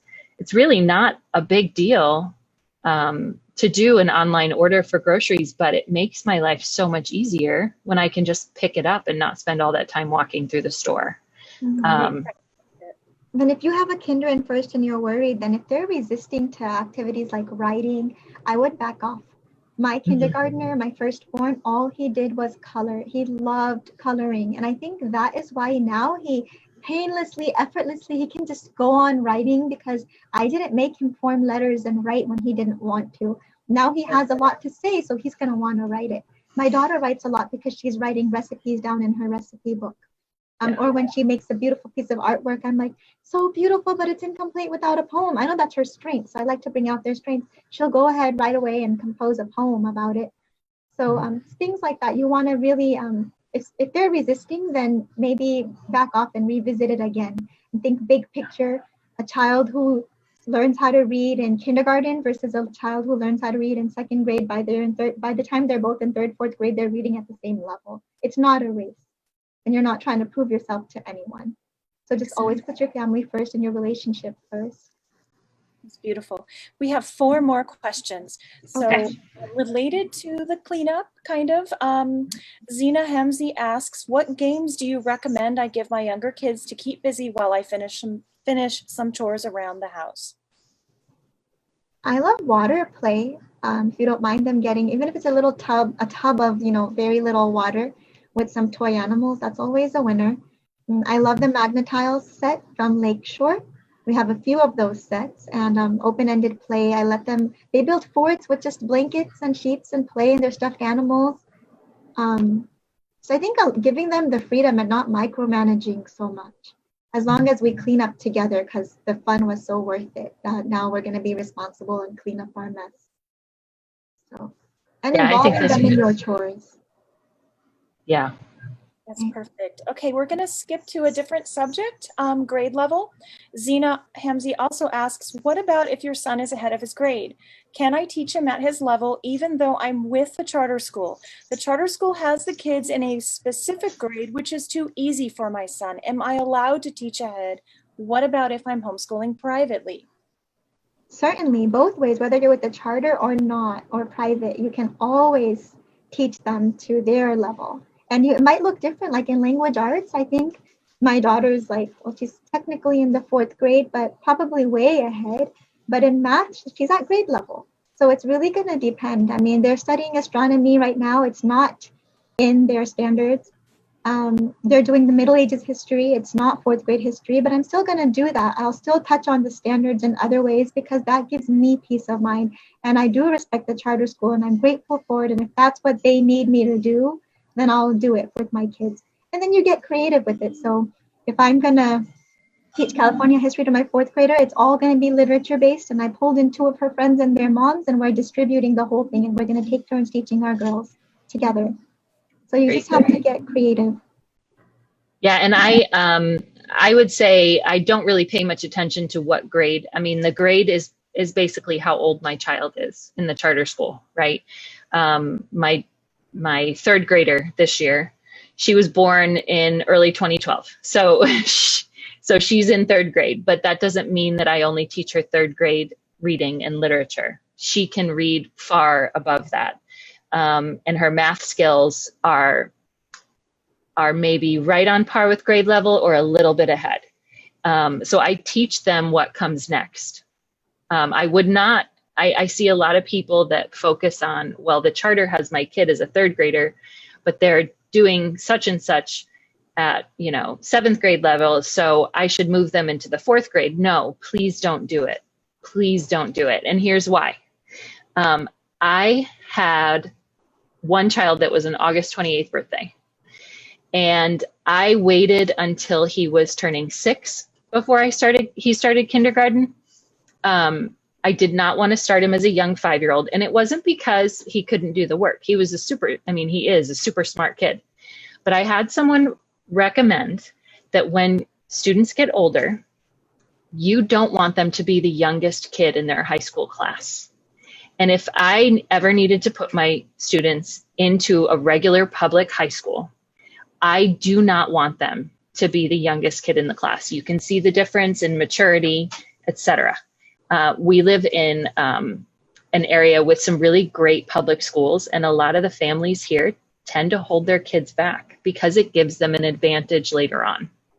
It gives them more time to mature, and it gives them just more tools in their toolbox to be able to cope with the things that are thrown at them. So I highly recommend, even if your kid is super, super smart, I would not be in a rush to push them ahead a year in school. If anything, I've held my kids back just to give them more of an advantage later on. So my oldest son graduated high school. He was 19. He turned 19 right at graduation time. He could have graduated a year earlier, but we held him back at one point just to give him more time and to give him that advantage. So I wouldn't obsess about what it says on the thing, and I don't think any charter school would balk at you for going above their grade level. There are gifted children in every school district, and I would teach them what is at the right level for where they are and what engages them. So I just want to add that if you are privately homeschooling a high schooler, you're not with a charter, you're filing your PSA every year, and you know your child has an interest to, say, enter a culinary arts program. You don't have to wait. Say your child is 16 or 17 and they're pretty mature. You don't have to wait and keep filing every year and continue to homeschool them. You can decide, you know what, you seem ready for this, and let's go through the process. I can graduate you from our homeschool and we'll move to the next step. But that would be something that was happening organically. You would know because your child would be giving you feedback about that. And so a lot of the questions that you have when your kids are younger, they're because of the void of having any feedback from mature teenagers or emerging mature teenagers who will definitely be giving you feedback once they get to a certain age. So a lot of those questions will sort themselves out when you get there. Yeah. Okay, so we have a couple more questions. Let's move to one about kind of serious, different. As a new homeschooler during the COVID pandemic, how can I get my kids to socialize with other children their age? This is where you want to, again, redefine socialization, what that means and what it looks like. It's nice for them to have friends their age, but that's not real life. So whether it's what they can socialize and learn from you, like how to socialize with a person at the grocery store, maybe you might want to take them on, nature hikes, and while physical distancing, you're meeting other people, getting to know them. This is a tough time, and with their peers, that's why we set up different Zoom meetings for our children where they teach each other like how to draw. So my daughter loves horses. She's an expert at drawing horses, so she does how to draw horses. She does calligraphy lessons with her friends. Sometimes they just talk, or her friend taught them how to make little origami boxes. It's really cool. It's just a little club. And my son has that with his friends. My youngest son has it with one specific, like a really and a much older kid that he just loves and adores. So they play chess together online.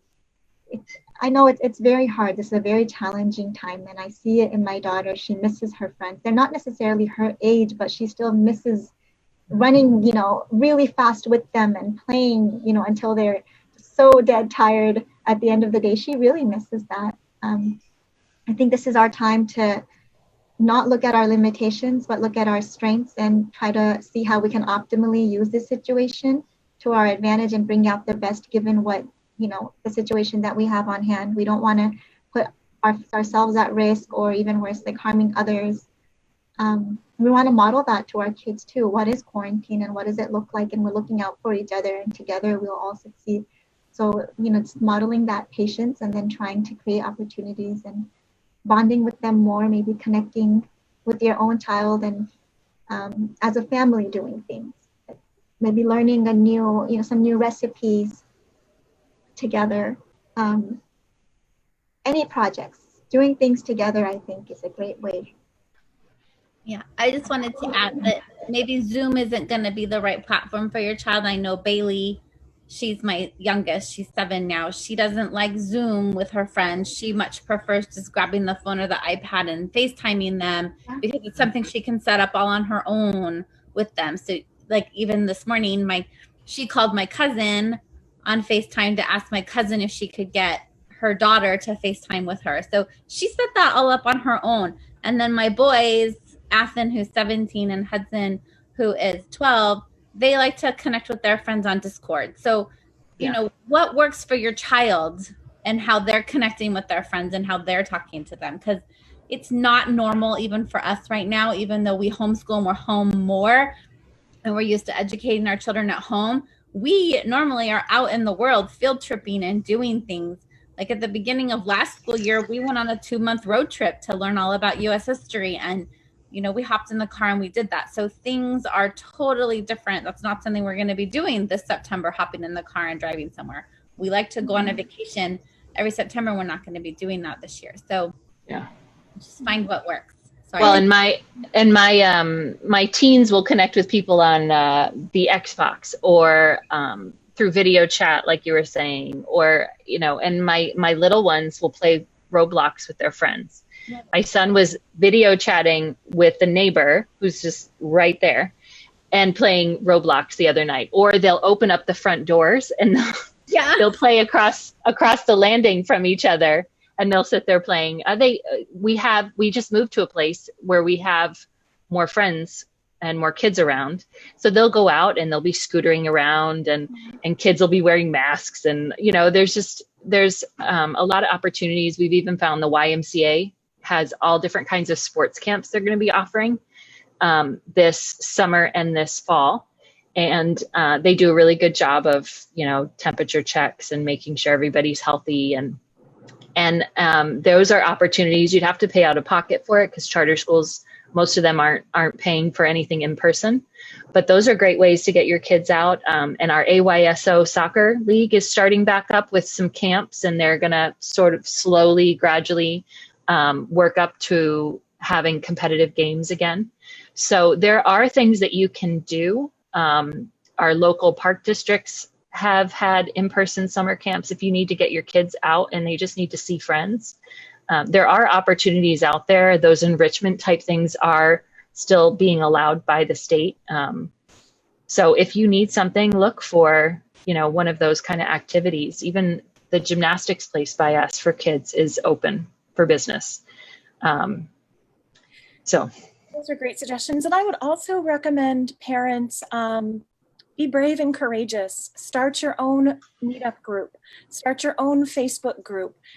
Ask your child what interests they have, and then form a little private group and invite other kids to join that group based on that interest. And also use Facebook as a research tool, because there are lots of parents who are starting little social groups. I saw some meeting at the Santiago Nature Park, and it's maybe 8 kids. So if you look around, you can go into your Facebook groups and use the search button and use your keywords and see what you can come up with. Okay, That's we've great. got 2 more questions. Okay. One is a difficult one and one is a resource question. Which one do you want? Let's go hard. Let's go hard. Okay. The hard one is, what are some of the pitfalls or larger obstacles you have encountered while homeschooling, and can you offer any tips to avoid these? For example, have there been any regrets, things you wish you would have done more or less of? Number one, buying the massive $700 curriculum. I wouldn't do that again. Because we really didn't use most of it. I mean, we read a lot of the books and stuff, but I did not need the curriculum. The books were enough. And then, gosh, certain seasons, I would sign up for a whole bunch of things because you're really like hopeful and optimistic at the beginning of the year. And then halfway through the fall, you go, oh, shoot, this stinks. So I'm kind of enjoying the whole quarantine time because it's a time for us all, I think, to reset and really figure out what's really important to us.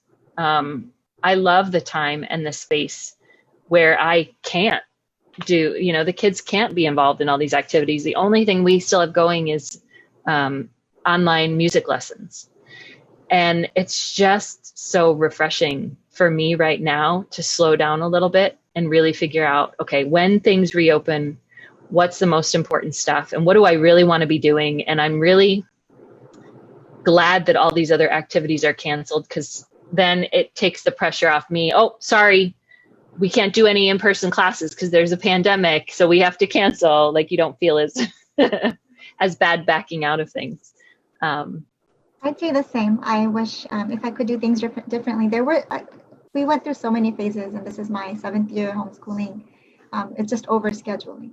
I don't want to overschedule. There's times when you just end up doing that, and then you realize, even if it's just too many outschool classes right now, they don't need that. So either with the quarantine, you can still overschedule yourself this year. So be careful. Too much Zoom is not good. Yeah. And then beach days. I wish I did more beach days and more bonfires. It's just, it's worth all the work that goes into it. With the littles, it can get really messy.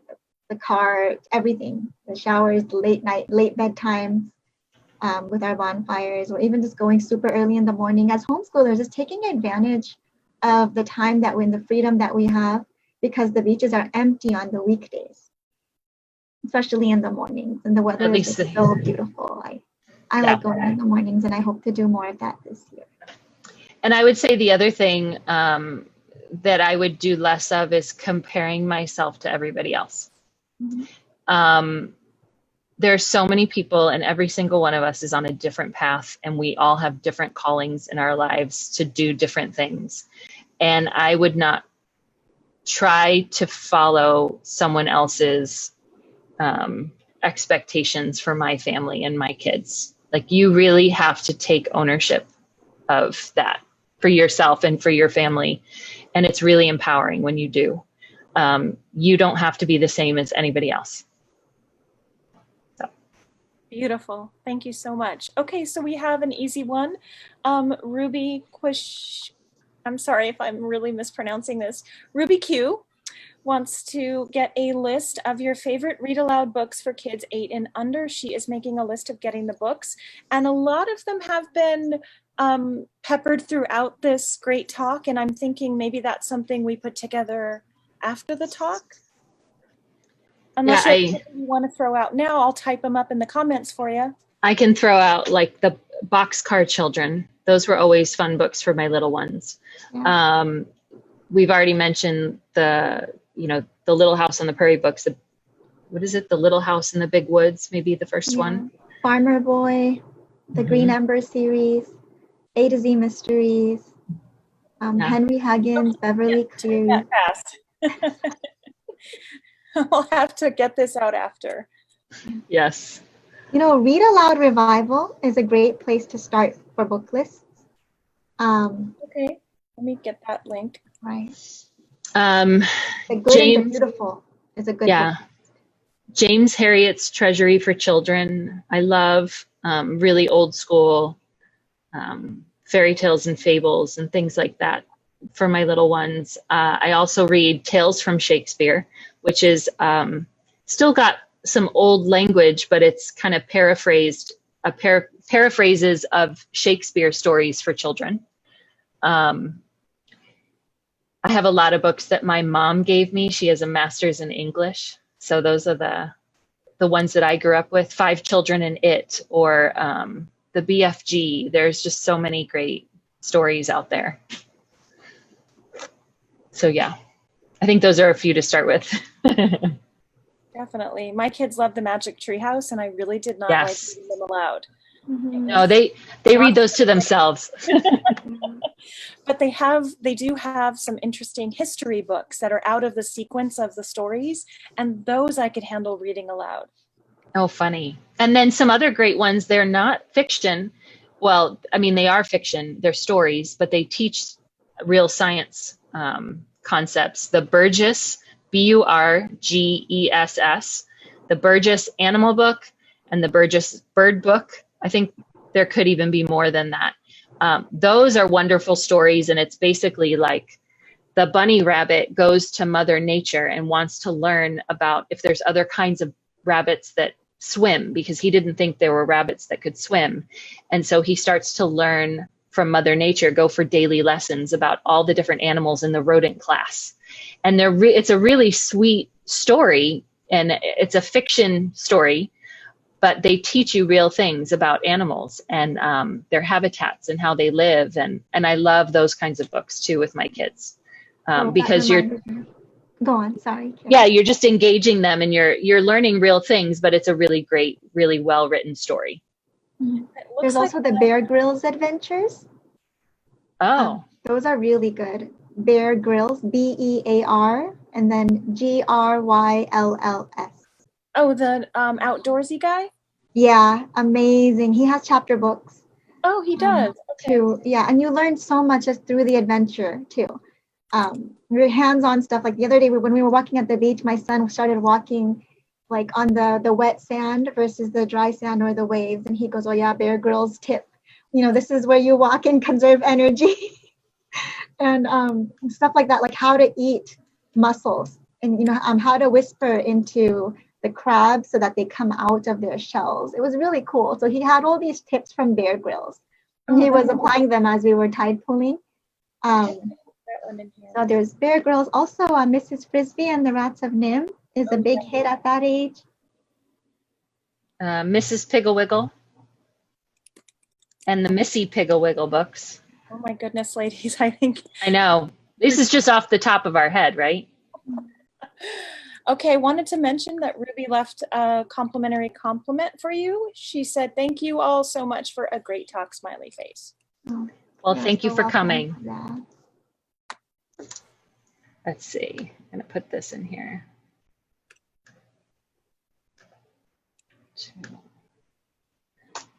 There's just one of the Burgess animal book. I think that's a link to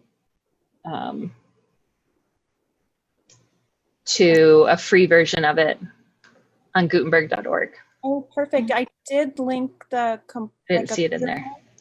All the books on Gutenberg I linked up earlier. Oh, perfect. Yeah, those books you can find for free online, and I would download them to my Kindle, and I would read them with my kids over and over again. So perfect. I just wanted to add that as we throw out all these book titles, I'm really hoping that if you're new to homeschooling, none of this overwhelms you. Don't feel like you're quote unquote behind. Just take one thing at a time, add one new thing each week or each month, and just have very specific yet open-ended goals. So this year just might be the year of reading aloud. And maybe that's one thing that you're going to try to establish a family culture in. Don't worry about everything, and things aren't going to change overnight or within a year.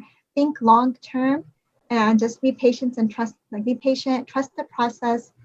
It's going to be fine. The fact that you're here says a lot about you, and your children only need you. So don't, I hope you're not stressed, and please contact us on the side if you are. Wait, one more question specifically for you, Kanita. Nazira Abdullah asks if you can please share the cliffhanger approach. What is this? Oh, thanks for asking. So cliffhanger is basically when you leave the reader on a cliff hanging because they want to know what's going to happen next. So we just turned it into a game at home where we write stories together. So we're co-authoring stories. Sometimes we do this orally, sometimes written. It's more fun. It's actually lots of fun when everyone's in this mischievous mood where we keep changing the storyline on purpose.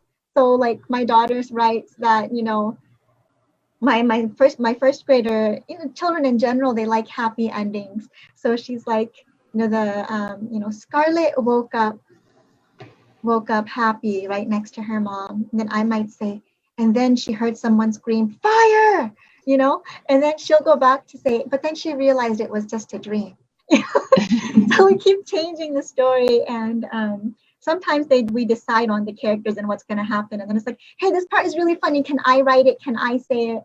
So it's just a way for us to bond while getting a lot of quality writing and writing instruction done in the process. No, that's super fun. There's another question. What are your favorite language arts curricula for 4th grade? Brave Writer all the way. Read a lot of books. Right. And make them write stuff. I would have them copy passages from really well-written authors. I've used Sunlight curriculum in the past. I've had Spectrum workbooks, but we've really never, I have a grammar book geared towards older kids, and I'll pull out little lessons from that about, just teaching them about sentence structure and punctuation and things like that. And we'll talk about that when they do copy work as well, just noticing kind of what Kanita talked about before, pointing out when a colon is going to be used and things like that. But I really, I often don't use any sort of structured curriculum for that age. I would get them reading books. I would read books to them, and have them write, but don't necessarily, if they struggle with writing, don't necessarily make them do any sort of creative writing until they're really ready to do that. Because sometimes their vocabulary is up here, their writing skills, like actual handwriting skills, are down here. And then it becomes a struggle. They really trying to form the words with their hand that they want to speak with their mouth and know in their head is hard. So you're going to have to narrow that gap. That's why I do copy work, and I slowly will make it more and more, bigger and bigger, until I feel like they're ready to do their own creative writing. I wouldn't, or Go on. I'll type, if they want to tell me a story, like you were talking about the cliffhanger. If it's too much for them to write the story, but they have these wild imaginations, I will type their story as they talk, and then I'll print it out and give it to them. So those are other great things for kids that aren't quite ready to actually do the handwriting themselves, but their imaginations are still wild. That's what Brave Writer calls the jotted down approach, where they're already writers even if they can't spell because they have the vocabulary, which is what I was mentioning about my son with his nonfiction. So yeah. Yeah, it's true. Oh, one more thing about language arts is that I used to teach in a classroom, and it's so overwhelming with all the different components because you'd have a vocabulary curriculum, and then a separate one for Greek and Latin roots, and then another one for spelling, and then reading comprehension, where you read passages and then write, and then another writing curriculum, writer's workshop. So what I love about a literature-based approach is you use the literature, you use the novel to teach them quality handwriting, quality writing, and the literary elements that the author is modeling. We just drool over the author's word choice and the different styles that he or she, implemented in that book. And also spelling, I never used, I have a spelling curriculum, but I didn't use it because I've soon picked up on the fact that the more they read, the words become imprinted in their mind, and they're just naturally good spellers, and they're picking up on the best vocabulary from the classics. Whether I'm reading to them, they're reading to themselves, or they're listening to audiobooks. So just trust the process and know it's going to work. Don't focus on the mechanics, focus on their writing voice. Yeah, in 14 years of homeschooling, I've never used a spelling curriculum. Right. I mean, I tried like one day every few years to do something, and then I was like, nah. But my kids already knew how to spell because we were reading, they were already writing. So I didn't really see a need for it. What I did for a spelling curriculum was I just got a spiral bound notebook, and when they had a question as to, oh, mommy, how do I spell this? We had a page for each beginning letter, and I'd say, well, what does it start with? Bring me that page. And then if it started with A, they'd bring me the A page, and we'd write the word down together, and then they'd learn how to spell that word if it was a word they were struggling on. Cute. Yeah. So. Or letter writing, when they're writing letters, they want to make it perfect. So that's a good time to teach them. I don't always correct their spelling. You have to pick and choose your battles and know when. So when they're intrinsically motivated, they're more willing to take that feedback and to learn how to spell something because they want it to be perfect when they're mailing it to grandpa or their friend. Right. Yeah. And if they're writing a creative story, I'm not going to correct their spelling. But if we're practicing handwriting and they're copying something, I'm going to say, oh, wait, you forgot the A, or you forgot the whatever. But if they're being creative and they're just writing something, just let them get it out on the paper. Another question, what math curricula do you guys use for your older children, if you use a math curriculum? What haven't I used Right. is maybe a better question. So my older children, gosh, I've used Singapore math. That only goes up through 6th grade, last I heard. I've used Saxon. I've used teaching textbooks. We got halfway through Algebra 1, and I sold it to somebody else because my son just didn't like it. I've used Life of Fred. I've used Horizon for younger kids. We've done live classes with our charter school. What else? Beast Academy. This year we're going to try Alex with some of them.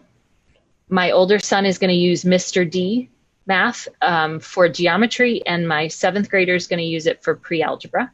Okay. So that review is forthcoming. Right. But you know how that goes. My younger daughter really wanted more structured grown-up classes this year. So I'm letting her try that. And we're, let's see, what else?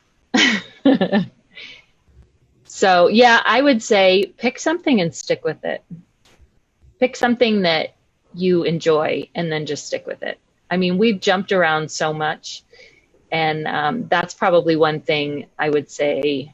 Don't pick something that's simple for you to follow, and don't be swayed by, hey, it's teaching textbooks. It'll teach the math for you. Well, they're still not going to learn it if they don't engage with the lessons. Right. So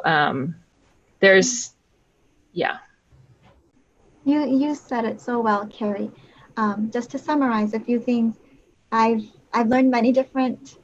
many different math curricula based on my children's needs and their learning styles, and also my own interests. So I did Right Start Math in the very beginning with my son all the way to level F. I loved it. He loved it. When my husband would take the kids out, I'd be like, hey, you and me time, what do you want to do? And he'd say, Right Start Math. Because the game is the worksheet. There's a lot of games there, especially in the early years. And then that foundation, so me having done it with my oldest, I always say work hardest with your oldest. So when I did it with him, now I'm able to pull from there whenever I need to just bring out the advocates, bring out the manipulatives, even if I'm not using that, which I think it's also very important to know your own limitations and your long-term goals. So if you're homeschooling and you know that you're going to send them back to school next year, then Right Start is probably not the best choice for you right now. And then my math choices always looked different. If I wasn't getting to it every day due to new baby or pregnancy and morning sickness, then I just put them online. I use Beast Academy online, which is great if your child likes to work through puzzles, right? But if they don't like tricky math, then you don't want to do Beast Academy, whether it's on like book or online. I've also learned that every single math curriculum out there, and I've used a lot, like Singapore Math, and now this year I'm using Math Mammoth for my 1st and 4th graders, and Big Ideas Math for my 6th grader in doing pre-algebra. I like both of them. They're working very well for my needs at this moment. I didn't put them online right now, but toward the end of the year when I check out, like mid-spring, I just put them online for review or to get ahead. And that's when we do ALEKS, which is ALEKS, or Khan Academy, which is free and amazing. It's one of my favorite online. So I just feel like every curriculum will have, like none of them are perfect. They will all have gaps that you need to supplement with. And that's up to you and your professional judgment. You can use the standards if you want to see what there, if there are any gaps. And I feel like one curriculum isn't always enough, although I'm starting off with one this year, and 3 is too many. So maybe 2, a mix of a book, a workbook versus something online. Yeah, and there's even things like Prodigy, the math game. My kids will love to do things like that, and it'll challenge them and it'll point out, oh, wait, you need to work on this skill a little bit more or something like that. Even when kids are in brick and mortar schools, there's going to be gaps. There's going to be days that they miss or, lessons that they weren't paying attention.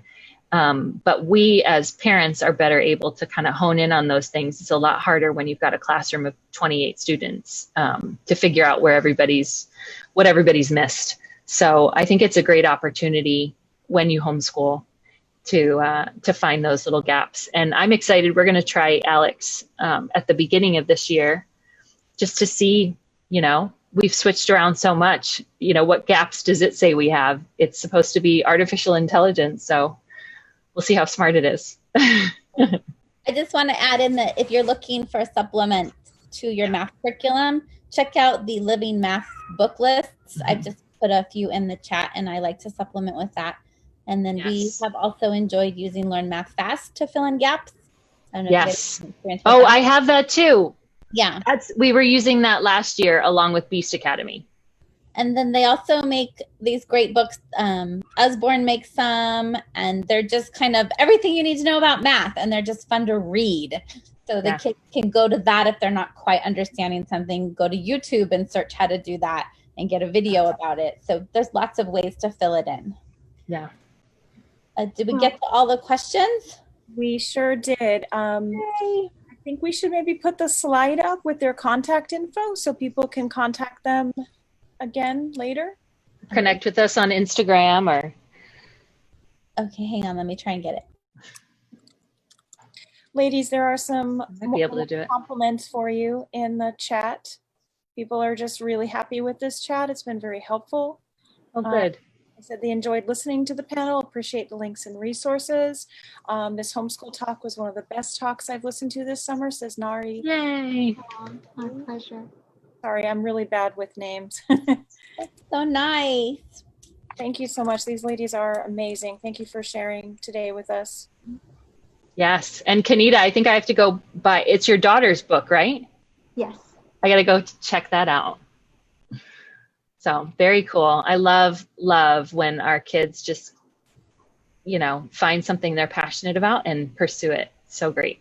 She'll send you a signed copy just for Claire. Yes. Well, we get an autographed. Nice. We have taken up a lot of your guys' time, so I just want to thank you all for being here. Thank you, ladies, for sharing your homeschool experience with all of us. And Thank you. Here's their contact information right now. If you have any questions for them, you can reach out to them. And thank you all for joining us and staying with us for a very long time today, 11 to 1:41. So that's awesome. I know. Have a great thanks for putting this together, Wendy, and thank you, Paige, for all your help. Oh, so happy to be here. Thank you both. You guys have a great rest of your weekend, everybody. Thank you. Bye-bye. Take care. Bye-bye.